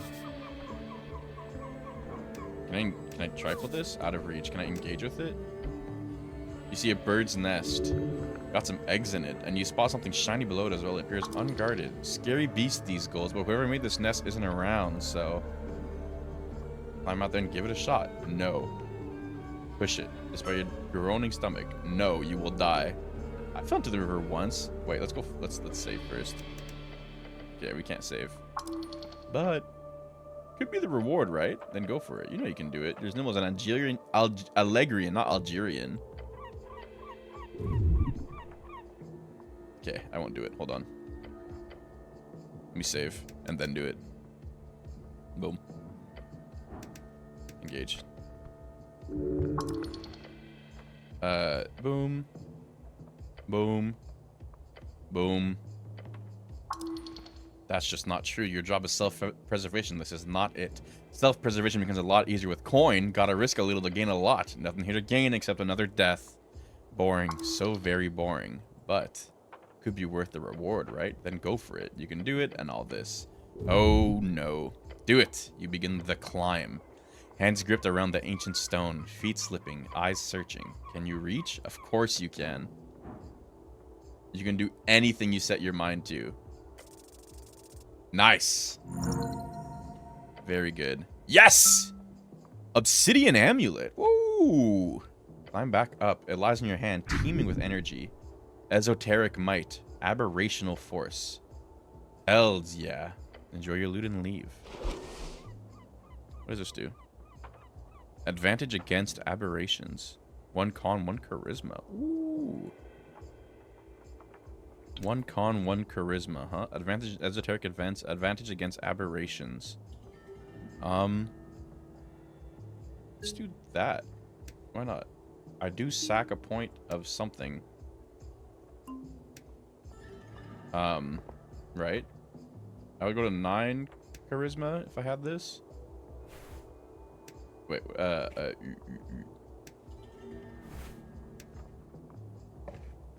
okay, I want my +5 dex. Nice. Very good. Very good. Okay. Is that graffiti? Oh, I thought it was vines. That's so interesting. What is this? Goblin wall art. Okay. I guess I'll talk to you without knowing who you are. On the edge of the ruinous amphitheater, you see an orc sitting on one of the many loosened stone blocks. Looks like she's waiting for something, or someone. Exuding an air of authority around her, the large woman gives you a wry smile. That was a rock that passed over. Her tusks are gleaming. You spot the merchant's mark on her jacket sleeve. A heart with the initials of the Norvikian Free Strider Regiment. Yes, the new way. Hell yeah. What's this? Not often we get Earthguard around here. You sure walk around like a damn advertisement with this drab uniform. As he should. She presents her palm to you. Vera is my name. I'm second-in-command guild agent of Tolstad. Nice to meet you. Yes, the handsome orc lady wants you to say a name.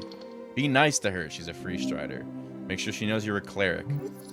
Do not grab her hand. That's not what that is. Okay. I'm the cleric, actually. I'm the cleric, actually. Apologies, not Earthguard. Cleric. I assume the term was interchangeable. You lean a little further into being a cleric. Gain 10 XP for choosing this class 2 times. Oh, I see. I suppose you're not all esoterically attuned. She accepts your annoying correction with a smile. She shoots you another smile, waiting patiently for you to say anything. I'm here on important business. What's to do? Well, I'd like to know more about you. Little old me, I'm an open book. You're working for the Free Striders. I don't work for the Revolution. It's just the Revolution. You fool, you knew that. Maybe? I work for the Ascani Reach Trading Company. We promote the Free Strider ideals in Ascan. Currently, we focus on making sure this election process goes smoothly, along with other economic concerns. I enjoy working with them very much. Perhaps not so much on slow days like this, but alas. Thank you for being Free Striders with Norvik. I don't really view it as an ism, but you're welcome. You've become a Free Strider. Interesting. I'll be honest, this is one of the reasons I took this job. Speaking with individuals such as yourself, hearing what they have to say. So, thank you for that. She's being genuine. Interesting. It's good. Oh, silly me, talking about myself all the time. What are you? I'm your savior. Oh my, such a knight. Damn right. She gives off a short laugh. Anyways, let's deal with the dwarfs. Complicated as anything. I wouldn't be sitting here wasting my precious day if it wasn't for them. But in short, they're holding an unlawful assembly, and they won't let me take a look at the document providing it. I checked the papers. They're expired. Yes, she would surely reward you for it. She could probably do something with it. It'd be a good idea. No, wait, I already gave it back to Alphas. True. Good. It would have been dishonorable to hand it off in that way. Now go beat the dwarves into submission. I checked the papers, they're expired. They are indeed. Expired and invalid. Wait, they let you check the papers? Aren't you a smooth talker? If you get them to me, that'd be quite the favor. Okay. I'll go ahead and leave. Can I re-pickpocket the papers? About the rally. Morgue. I thought it was a dentist. Fair assessment. No matter. Okay. I don't have the papers. Fuck. Dang it.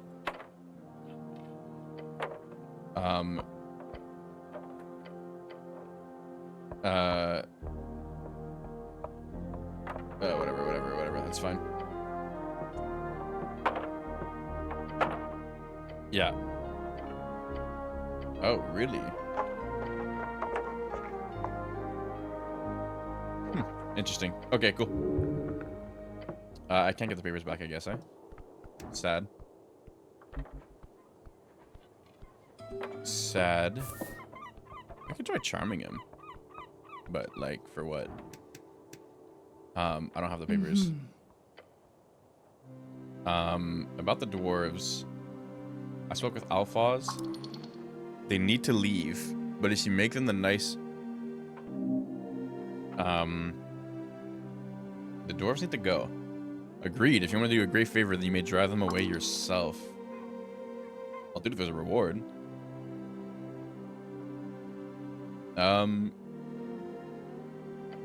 Greedy, are we? If you manage to sell this for me, I'll make sure you get a payout. Under the table, of course. This can mean anything. Perfect. Okay. So now we're about to beat the shit out of these guys. A push will earn his respect. That is his way. Let me save first. I can't save. Fuck. Leave. Boom. Save. Should I cast a spell? No. Engage. About the rally. I spoke with Agent Vera. The dwarf is pulsating with a surge of masculinity. This might be the start of a fight if you're lucky. The dwarf respects force. Stand up to him. You should leave now. And who's gonna make us? The other dwarves stop working and glare at you. They're prepared for anything. Your resolve hardens. The gut is speaking through your bones. You can handle this even if your muscles falter. They need to respect your authority. Carry that big stick. Make them see reason. There's no need for violence. These boys don't know anything other than strength. Reasoning with them would be easier if you had their respect. I am. Sorry. Oh, really? You hear chuckles from the dwarves. This is going to end poorly. Abort. This is the only way we're ever going to solve this properly. Grab him, show him your strength, then he can respect you. Barbaric. Grab him. The dwarf growls at you. He's enjoying this. It's time. Show him your true strength. Roll initiative. It's not going to matter much, but he's probably trying to take initiative here. What the fuck? Oh my god, he's also awful. You reach toward him. A group grapples with his ambitious breath. The dwarf meets your assault head-on, meeting your arms. His callous hands wrap tightly around your chainmail. Can I cast this? No reason. Okay. Stand down, cityman, he screams, inches from your face. How romantic. Highly romantic, like all manly business. He attempts to overpower you, pushing you backwards. Scrawny human, who do you think you're messing with? Get him, Alphonse! His men cheer. Stay strong, prove your manhood. What are you trying to accomplish here, cleric? He shoots you a strong question. Your answer could determine everything. They put you down a peg, Blue Bog. My job. This is not your business, cleric. The dwarf towers over you in spirit. What will you do? Say nothing, just don't let him overtake you. He's pissed off. He's very pissed off. Oh, God. The dwarf pushes you to the side. You lose footing for a moment, almost falling to your knees. My legs and arms ache, but you must stand. It keeps going. You're ready for the second assault. You have to hold on. The dwarf pulls back his head. What is he doing? Headbutting me. Get ready.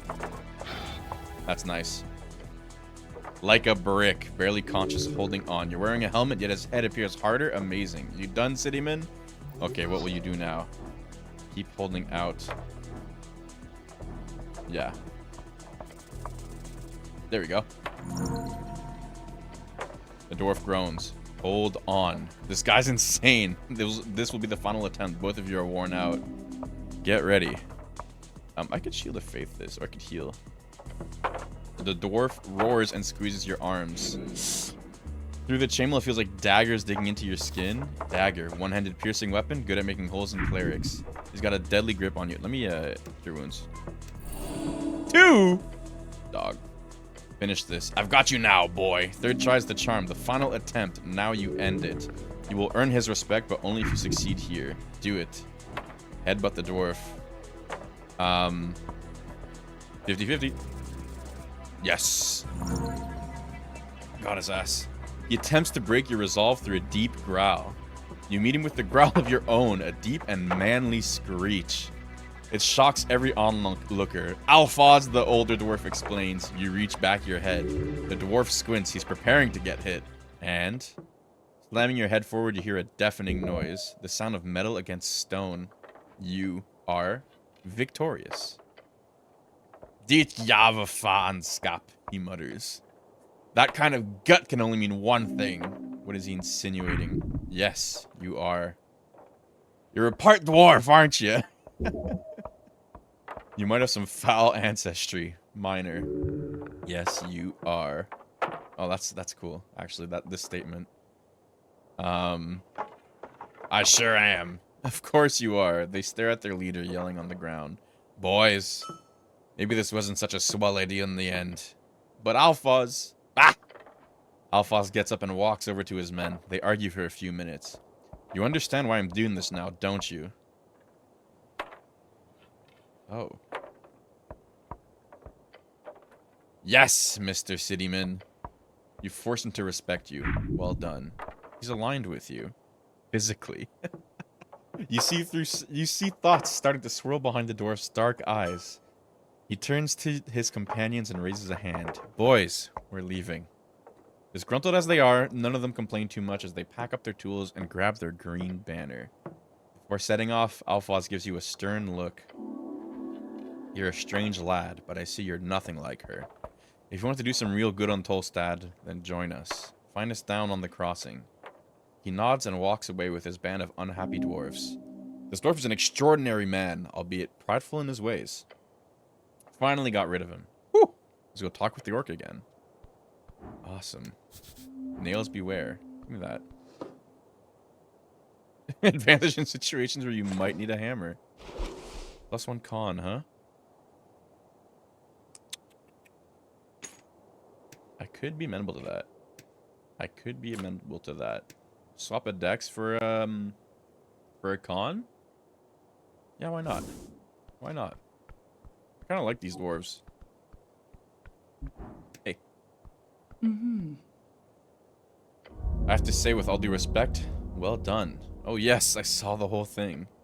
The whole thing? So that's how you handle them, by resolving it with a few kind words. Won't say that's not impressive on its own, human. I did wrestle him too, you saw that, right? No blood spilled. Mission complete. Yes, I suppose this was the cleanest solution. You've done a great service to the Ascani Reeds Trading Company today, and on the topic of payment, I gained crowns. She hands you a pouch of silver coins. Crowns, the Norvikian crown, the main coinage in Norvik. Cool. Yes! Jackpot. Give me another job. What? I don't know. FT. Huh. Give me another job? The thrill got you hooked, eh?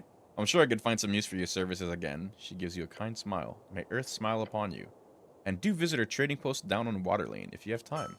I would love to see you there. She would love to make use of you there for profit. You will make great loads of coin working with this orc. Well met, Ancient Vera. Same to you, cleric.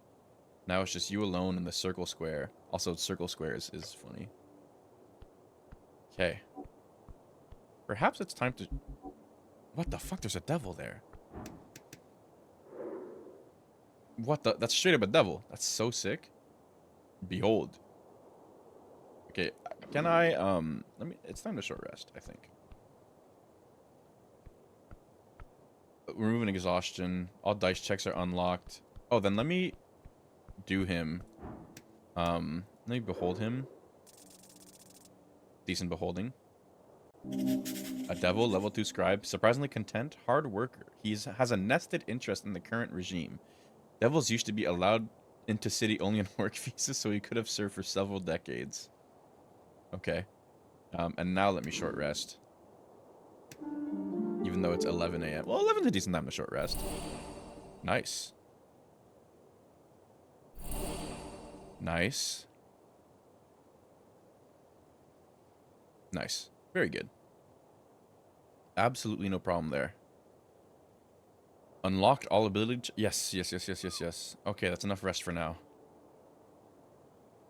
Now I can, hello? Okay, now I can, behold him again.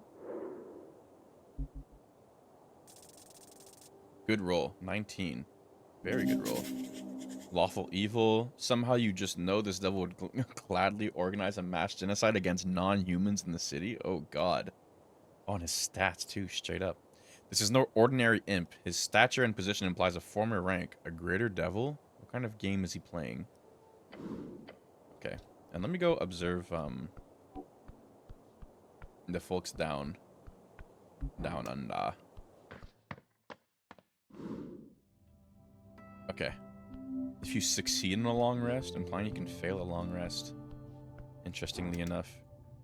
Okay. They're trolling me.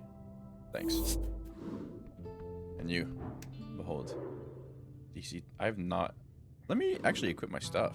I want something that gives me intelligence, no?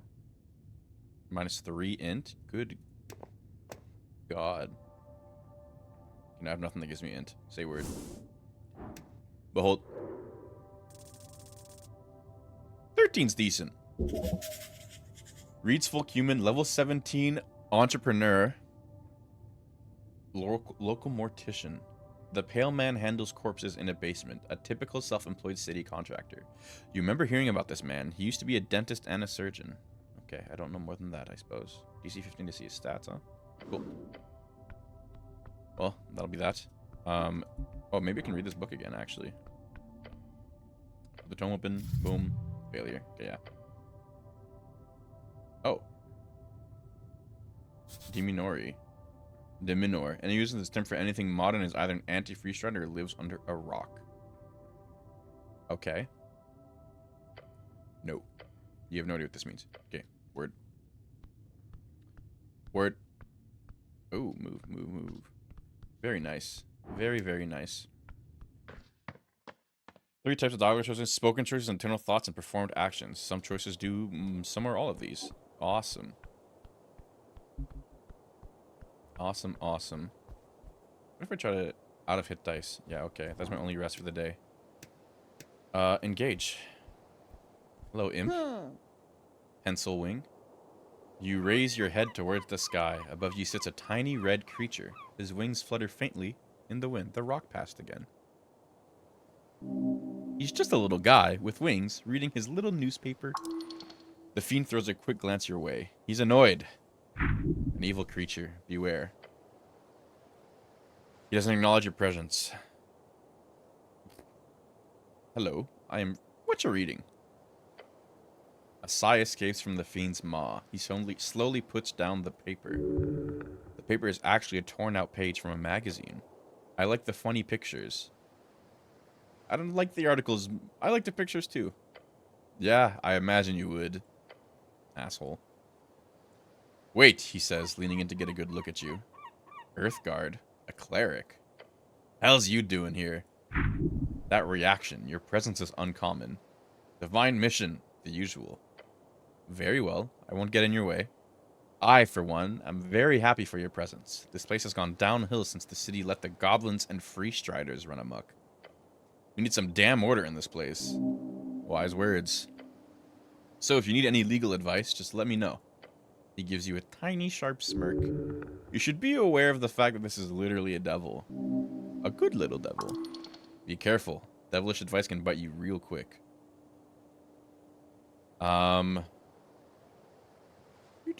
What does the law have to say on resurrections? That's one hell of a question. He smirks for a while. Higher tier resurrections aren't illegal. They're just not available anymore. What about low level? What about low level resurrections? There's Revivify. That's it. Revivify, a third level necromancy spell. If used within 60 seconds of death and the body isn't too ruined, the target is brought back to life. High-ranking officials love having clerics around for this one spell. Bunch of pussies. Does a murder still count if the victim is resurrected? There's been cases. Heard of a man stabbed in a bar fight, bled out just in time for a drunk cleric to arrive. Cast Revivify and the bloke lived. The stabber ended up being charged with a major transgression of personal well-being. And that's not murder per se, but I'd argue it had more to do with the fellow's barrister making it clear to the judiciaries there was no killing intent. So, not an accident, but not a murder, just a brawl gone too far. But that'd be a hard sell if the victim wasn't breathing. Complex scenario. Something clerics often have to contend with. But in most cases, I'd say yes. So don't go around murdering folk and reviving them, cleric. Would be kind of funny, but, you know, don't.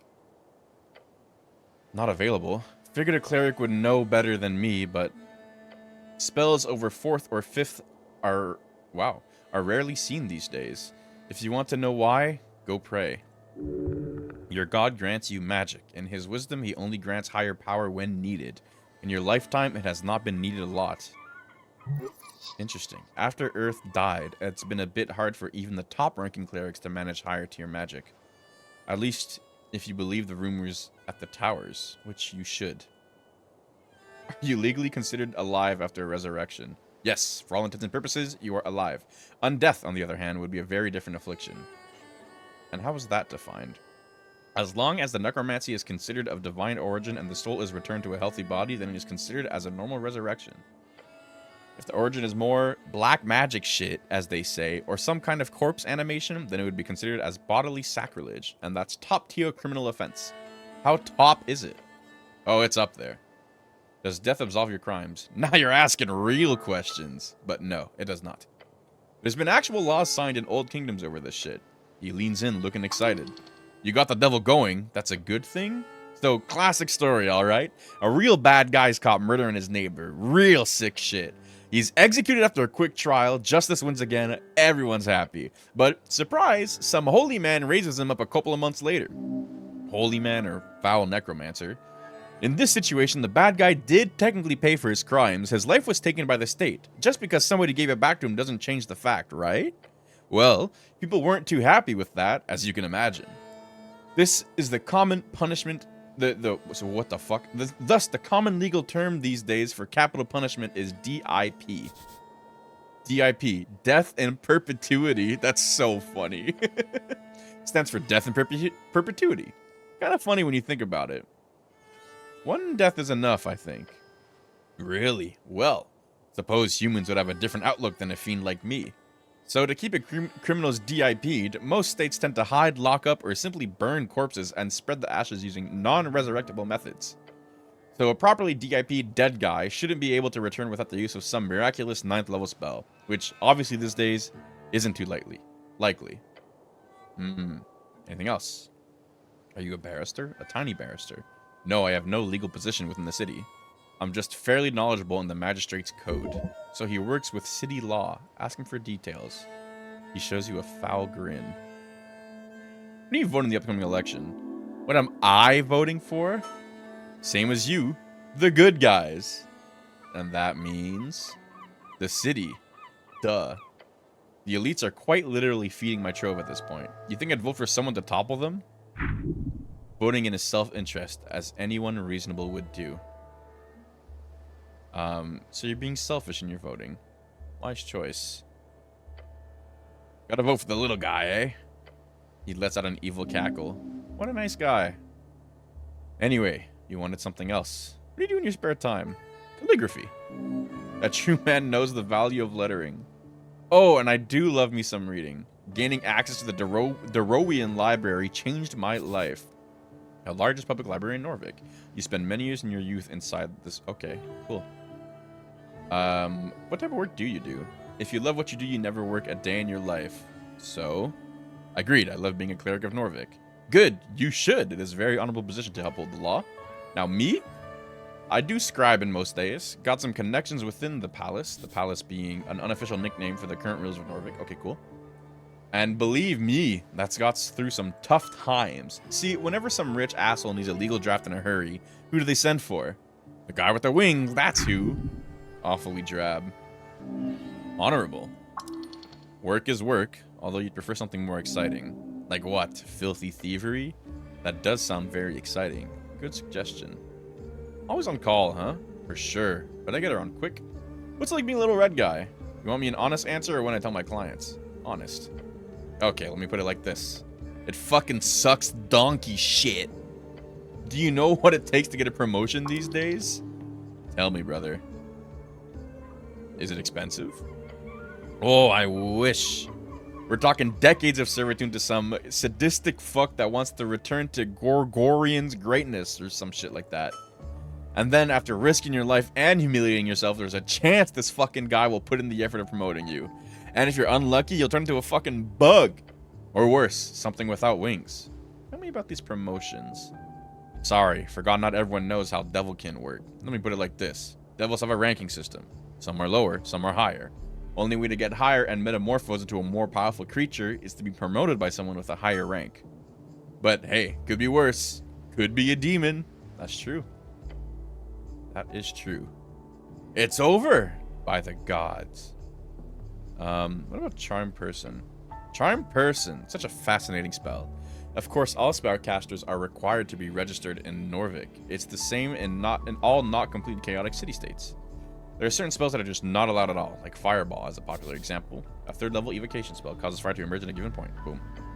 But Charm Person is, despite its devilish mind control, legal.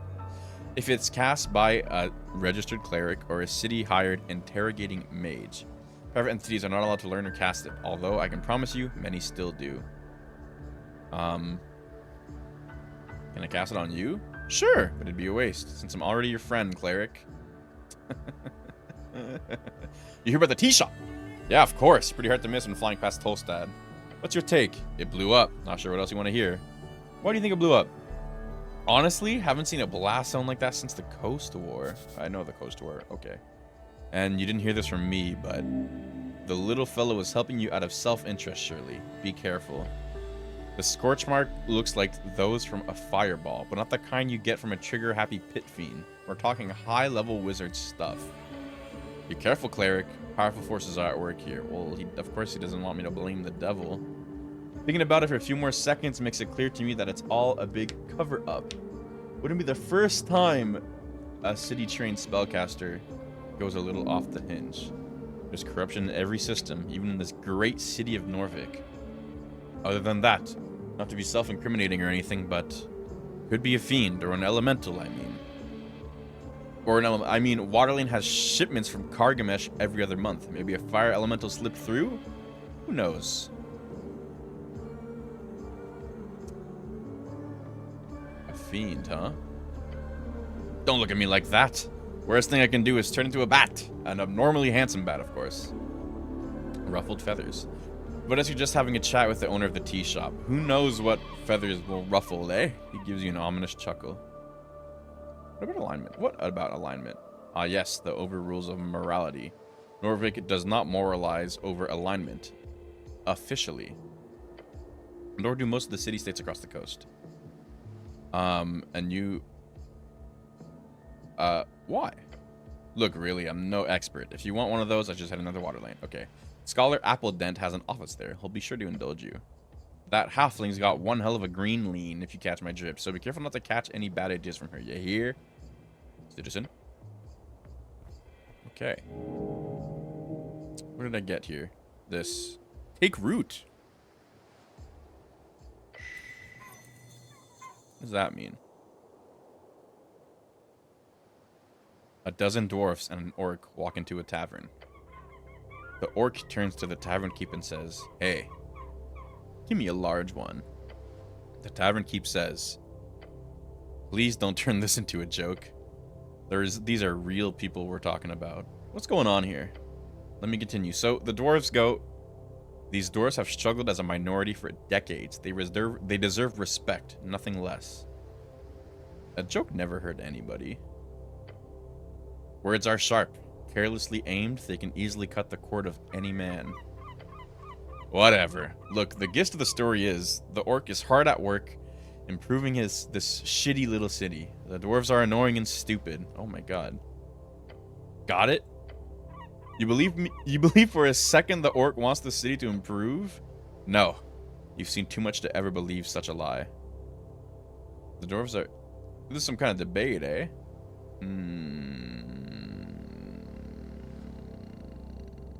This is some kind of debate, huh? Kind way to put it. The revolutionary free strider will bring freedom, democracy, and riches to Norvik.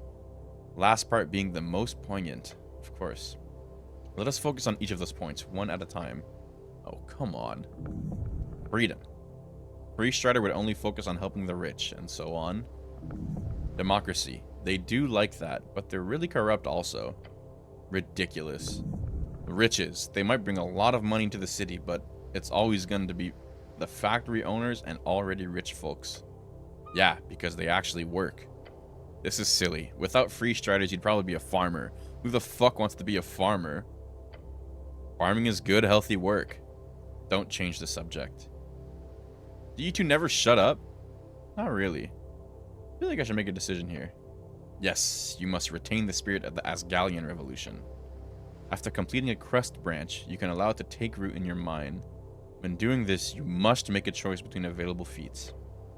Take a deep breath and stand up against the ever-growing wave of capitalism. You should choose Asgalian Spirit and Speech. With this feat, you restore 1 hit point for every hour that passes. Greed ain't so bad. To be able to unlock a better life for yourself, who wouldn't want that? You should choose Money Talks. With this feat, you gain 50% more crowns on pickup. I don't need health. Give me Money Talks. Smart choice. Oh, damn, you got a feat. Yes, sir. Now, keep an eye out for any opportunity. There are crowns to be made in every corner of this stinking place. I love these sequences. Yeah, they're like the thoughts in Disco Elysium. Which, well, it's literally what they are. Feels like you resolved some conflict in the world. Oh, I leveled up! Ability score +1, huh? Ability score +1. Oh, I already have a second level spell slot at level 2? Kinda based. I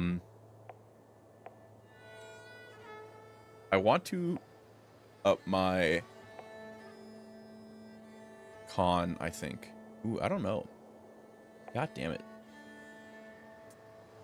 Extra items. Religious is crazy. Let me up my strength. I don't want to be a nationalist. But I mean, more items. That's true. That is true. That is true. Let me... I'm already, like, pretty high in strength. Let me go con, maybe. I mean, you get 1 per level, right? Let me go con. Let me go con. Okay. Very, very nice. I have so many... I have a 2nd level spell slot. Can you upcast stuff? Spellbook. 1st level. No. No idea. Okay, very good. And I got some... This. Ruffle your feathers. The owner of the tea shop is unaccounted for. Locate this bird man. Okay. I am mostly a cleric right now. I guess it'd be like a cleric, rogue, wizard, druid. What the fuck would constitution be? And then bard? I'll just work here. Nice. Nice, nice, nice. Oh, and I can swap these out freely. Cool. Okay. Amazing, bro. Oh my god, I have 12 HP? That's crazy. The goblin garden is ahead. You feel it. Nature seeps through the cracks. Uh-huh. This guy's cool. I respect him. Oh, a cat. Behold, a black cat. Engage. I guess I'm hauling... Oh, it's a goblin. Meow. You spot a black cat. Calm as can be, it doesn't even care that you stomp up next to it. A proud beast. Treat it with respect, and it shall treat you the same. Behold the cat! Legendary trickster of Norvik. Greetings, who might you be? The cat lifts up its head, its dark eyes squint at you for 7 seconds, sniffs the air, and then ignores you once again. You need to speak with animals. True. At the cat. Nice. Glorious! His grace is unmatched. Dude, hell yeah. Cool. What's this? Behold, an empty barrel. Empty barrel. Boom.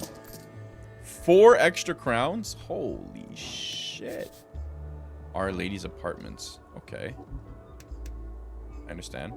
I'm done. Okay, cool.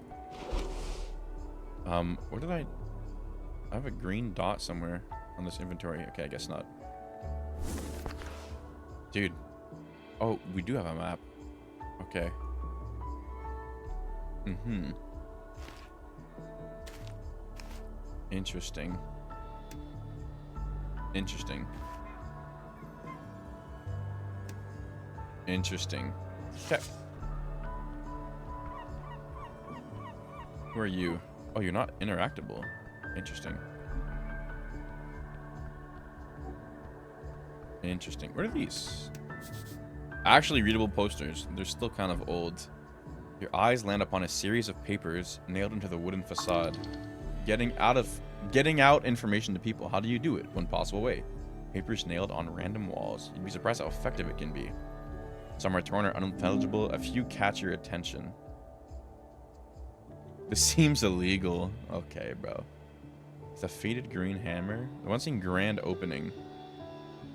You can barely read the faded lettering on this ink-printed flyer. Grand opening of the Stubborn Sphinx, brewery and commercial tavern. Served without riddles, drunk with all charm. By the look of it, this tavern opened at least a year, maybe 2 ago. The one with the owl on it. Binders and lithographers. Everything from designing to engrave. Oh shit. Account books manufacturing. Waterlane View 6th. Good. It'd fix your ruined spell book. It's a prayer book. And yes, this place could help with that. A sun-faded symbol covers most of this large poster. It's a hammer with green ink. Asgalists. Of course. Gather ye, workers! Oh. That one's recent.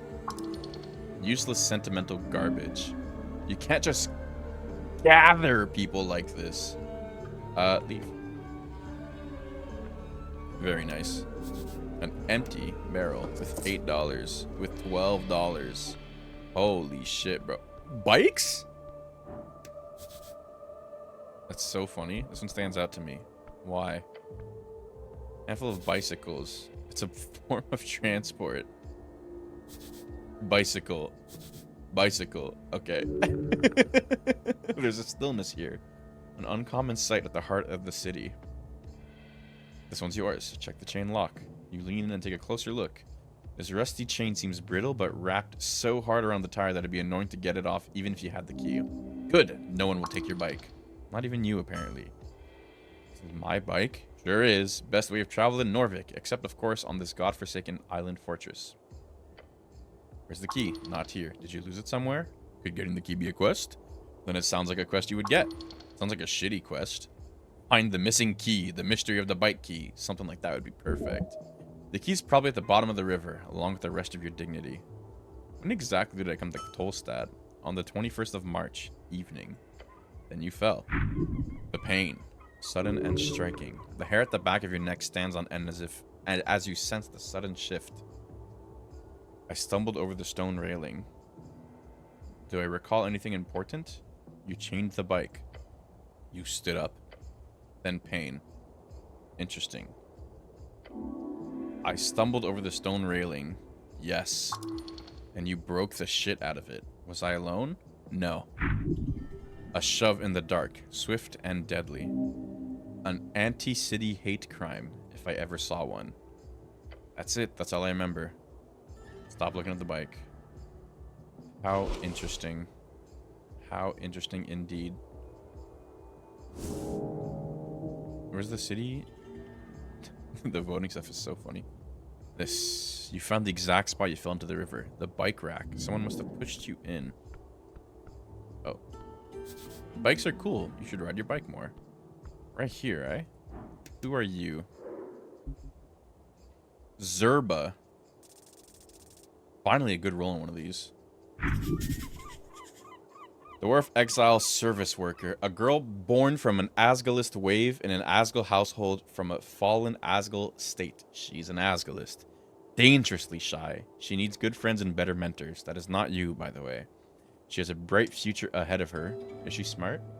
No. Well, no. No matter the path she ends up pushed along into. Alas, her agency is nowhere to be found. Not that she's looking for it. This is what her movement needs.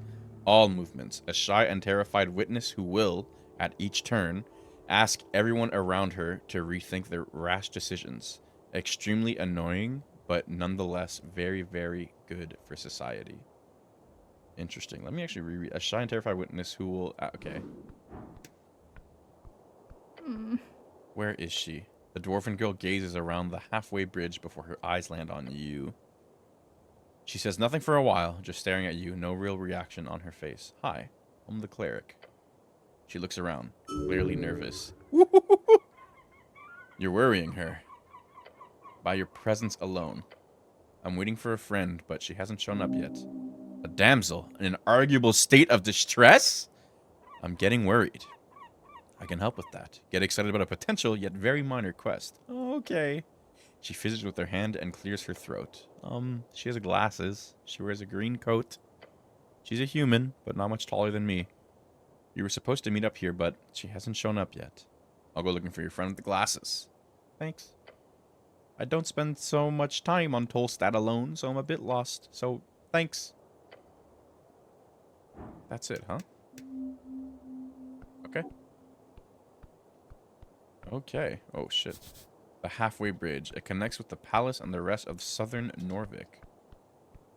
So this must have been where I fell. That, like, specific break. Behold. Sleeping for service, come back after midnight-ish. Okay. An empty barrel with $12 because I found 4 extra bucks. Oh. I see. Right, so the explosion happened, and then... oh, these ones are actually empty. Never mind, baby. This must be the tea shop. Oh, yeah. The name of the tea shop is illegible. There was something else, no? Did we hit the tea shop right away? I think we could hit the tea shop and call it. Seems potentially reasonable. Well, it's boarded up. Let's see. Let's behold it first, the tea shop. Thanks. Midst scorch marks and cracked masonry, you approach a doorway. There are several planks blocking the passage. The tea shop. Take a peek inside. Rip these planks aside, let's get to work. Fastened with several nails, you also see a paper. At the top it says, City Notice, no trespassing. Guess I should rip these planks off. Yes, go for it. These wooden beams can't hold you back. Oh. That would be a fast way of getting in. Touch the planks. As you do, subtle ripples of blue energy appear around your gloved hand. It's sealed. As you move away your hand, the faint aura shimmers in dark translucent blue and then fades away. This feels like trouble. Just standing near the door makes it clear that there's a locking spell cast on it. Yep. Remember that you're here on behalf of the goblins? You still have not spoken with your chieftain. To complete this quest, you should probably do that first. I've got a hammer. I could get this on a 19. Look beyond the planks. A scorched mess. I should probably talk to the goblins first. Look around at the scorch marks. It is everywhere. The fire was intense. What kind of magic is this? It's an arcane lock. Yes. It's unorthodox, but obviously they got it working. It's used all over the towers. You need a passphrase to unseal it. Nothing that can't be solved with testosterone. Trying to force an arcane lock open is idiotic. Don't. But I can still break it down, right? You can certainly try. Believe in yourself. You're a man. Men can do anything. Can I guess the passphrase? Guess? Guess? Without knowing who placed the seal personally and their preferences? Even assuming this person who placed it is an idiot who would use something of their own preference? There are millions of sentences. There is no chance in hell you can simply guess. Now go figure something else out. As long as this blue asshole's in the way, no. We need another way in. What do you mean? Okay, well, Of course, knock would do the trick. Okay. Might as well send it. I have a hammer. I need a 19. It would be a 21. So I need a 17. Yes, no trespassing. By the order of Coin Lord Darrow, the following premises are under city seizure under suspicion of criminal offense. Unlawful trespassing will be liable under 13 holster contempt. You get into trouble if you enter the hire shop without talking to the Coin Lord first. Okay. The law is the law. I should leave for now.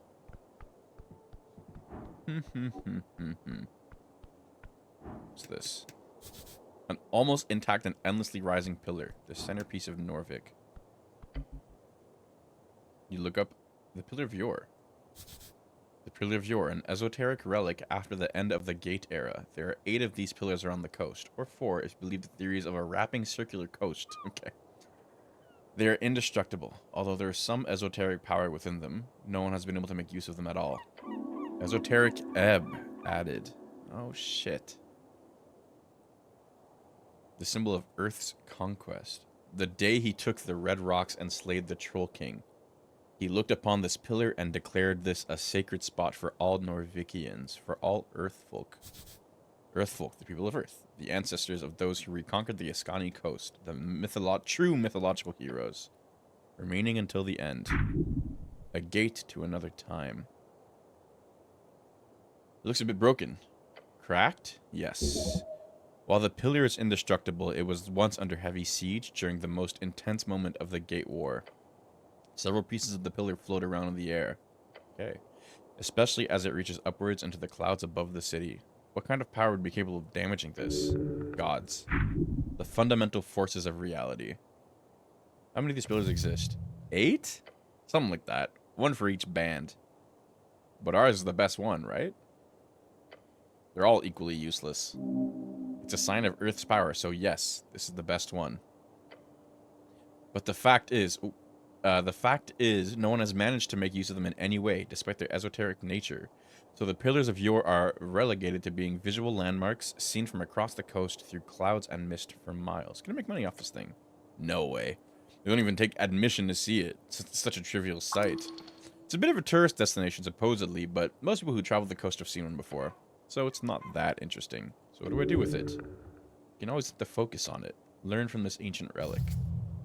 Since you're the master of all esoteric things, you can probably crack the secret of the pillar. Learn how it works and master it and gain ultimate power and so on. As you do, you feel the air itself tingle. Power. It whispers to you, unintelligibly. Touch the pillar. You place a hand upon the surface. A slight tingle spreads across your palm. This is a magical object.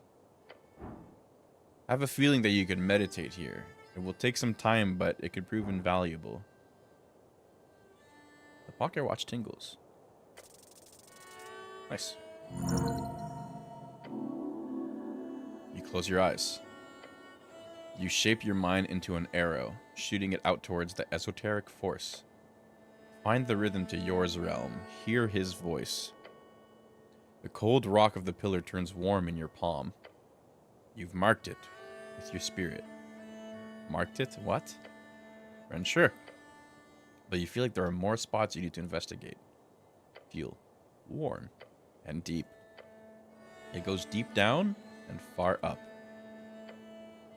You lift your hand from the surface and you're able to see normally once again. But you feel like you've learned something. You must keep looking. Soon the pillar's secret will be revealed. You understand plainly. There is more to this pillar you need to investigate. In time and further below. Ooh, the dungeon. Was that a completed quest? No. Okay, interesting. Investigated on every level. I see. I see. I see. Boom. Very cool, very cool. What the fuck is that thing? This thing keeps vanishing here. It must be like, if I have like a see invisible or something. Or can I like do that? No, whatever. Okay. Garbage. Mostly stacked with old Zines. It's an old Zine. You should have been and pulled out a somewhat intact cardamom tree. No, do not. You did not. Let me get this clear. You find yourself out on Pillar Road. You see a cardamom tree in the bin. You've been out here for God knows how long, and you think to yourself, what the hell is I'll just eat some trash. No, no, no. You're not eating from the fucking trash. Calm down. It's not trash. Was it in the trash? Yeah, it was in. Well, there you go. You're officially a trash eater. Good job. Will I ever recover from this? Sorry to say, but you've officially crossed the line dividing man from bum. You are now a bum. That work. You. Behold. Arn, kiosk kid. Nice. Level 1 child worker. Kid's working his ass off, getting that bread. He must be doing that optional weekend school. He'll go far in life with that attitude. But that fire under his ass must have been lit by something fierce. He's a jumpy fellow, a survivor. The type of kid that used to making it on his own. Okay. Oh. Oh. These are texts, eh? Interesting. I could probably buy these though. Hold on. Engage. Huh? Hello there, sir. The kid behind you a postie? What the fuck did you just call me? You've scared the poor boy. Ah, the Post. Yes, that is a good magazine. The kid looks distraught. Never mind. Welcome to the Pillar Kiosk. How can I help you today, sir? Do you want to buy something? I have questions. Favorite questions. Okay. Not too much traffic lately, so sure. Ooh. What do you know about the tea shop? Except that it exploded? That part's pretty obvious, so yes. I was here, you know. Saw it with my own 2 eyes. Yep. I heard it too. Definitely heard it. Walk me through it. Okay, I set up the kiosk at dawn. By noon, the morning rush had calmed down. I remember the bike rack was full. Water lane workers mostly commute on the new bridge and flotilla, but the halfway bridge does see a fair share of bikers every day and night. But by noon, it was pretty dead, which is great. Less work for me. Also, no dead in the streets. That too, sure. I hit in the back. Thought it was you know, attack. It was. How loud was it? Super loud. And shaky too. I almost fell over. What about the fire? I felt the heat even all the way over here. It was like the kid gestures a large sphere for you. Really weird fire. Then shrinking the size of... He mutters, shrinking the size of his imagined sphere. Gone in an instant. Weird fire. Yeah, it was like... Look, it's gonna sound really weird. Lean in and say, no, just say it, kid. It was blue. Only for a split second. When I looked again, the whole building was on fire, but it was normal looking fire. So I might have just imagined it. Interesting. I guess. Just kind of weird. Did you see anyone suspicious? Not really. Just the normal types. A goblin was arguing with a human by the temple.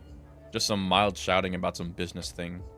Otherwise, pretty dead around noon here, usually. Anything else you noticed? I did see Mr. Drummer. He's the owner of the tea shop. Former tea shop. Usually the tea shop opens in the afternoon on work days. So it's not weird to see him walking about all day. Chatty fellow, buys a lot of newspapers. Where was he going? Don't know. Saw him leaving the tea shop right before noon. Right before noon? Yeah. Right before the massive explosion occurs? When you put it like that... Look, I don't know where Mr. Drummer is or where he went. Just saw him rush down the stairs. Guessing he headed for water lane like everyone does. Did anyone else enter or leave the tea shop? No, just Mr. Drummer. It was a boring day, so I pretty much just people watched all morning. Mr. Drummer was the only one I saw leaving the tea shop. Well, until the explosion. Did you see him enter? No. I never saw him enter that morning, so I guess he must have slept there or entered before dawn. And no one else entered all morning. Not a soul. Usually not too many people there in the morning. Or forenoon, really. Forenoon. That's a good word. I like that. People should say that more often. Feel very Norvikian. Yeah? I saw it in that Asgard newspaper once, like using a dwarf-ish. They like using dwarf-ish words like that, though my brother doesn't want me reading those copper papers. Copper.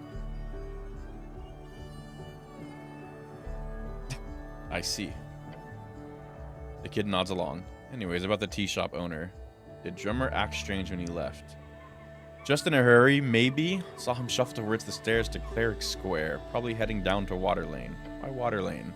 The only place to go, either that or the Goblin Garden or the city below. The Goblin Garden, a dwarven-built citadel, sitting at the southernmost tip of Tolstad. It is now a goblin sanctuary and greenhouse. I don't think Mr. Drummer is a city below type of bird. The city below, short for the city below the city. Thank you.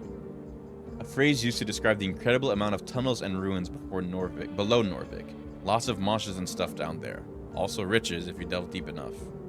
You sure you saw him? Absolutely no doubt, he trails off. He went downstairs to Pillar Crossing. That's all I saw. He's trying his best to remember. I've been going over it in my head. Pretty, shocking stuff. He's just a kid. Shouldn't have to deal with such terrible things. He's strong. He should take pride in that. What can you tell me about the owner of the tea shop? Mr. Drum's a customer. Seems nice enough for a bird folk. Okay. I've heard he hangs out the Sphinx a lot, and that he's got a lot of connections with all sorts of folk. All sorts of folk, politically. Asgal's used the tea shop a lot. I've got some buddies involved in that scene. It's all about the tea shop. Can you tell me the news? So here's the thing. We sell newspapers here. If I just tell you the news, we won't get any money. No. But he's clearly a hard worker. Fucking over the business would fuck him over as well.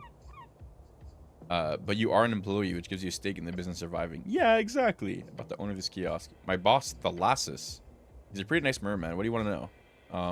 Okay, speak with him. I guess. He's not very talkative, but he usually fishes behind the kiosk in the afternoons. Okay. What does he do around here? He stocks the stall. Okay. He owns a bunch of properties around the city. Okay. What does he pay you? 5 crowns an hour. Oh my god. You should be paid better for your services here. I've heard you're supposed to get paid more when you get older. My brother says a more experience equals a better salary. Your brother's wise. Nice. He's trying to avoid the subject, not cause you to become more aggressive. Okay. Nice. Let's get the weekly. How much? I have 130 crowns. Okay, hold on.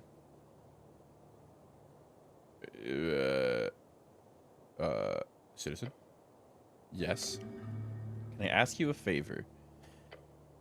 There's trouble down in Water Lane tonight. Make sure nothing happens. Okay.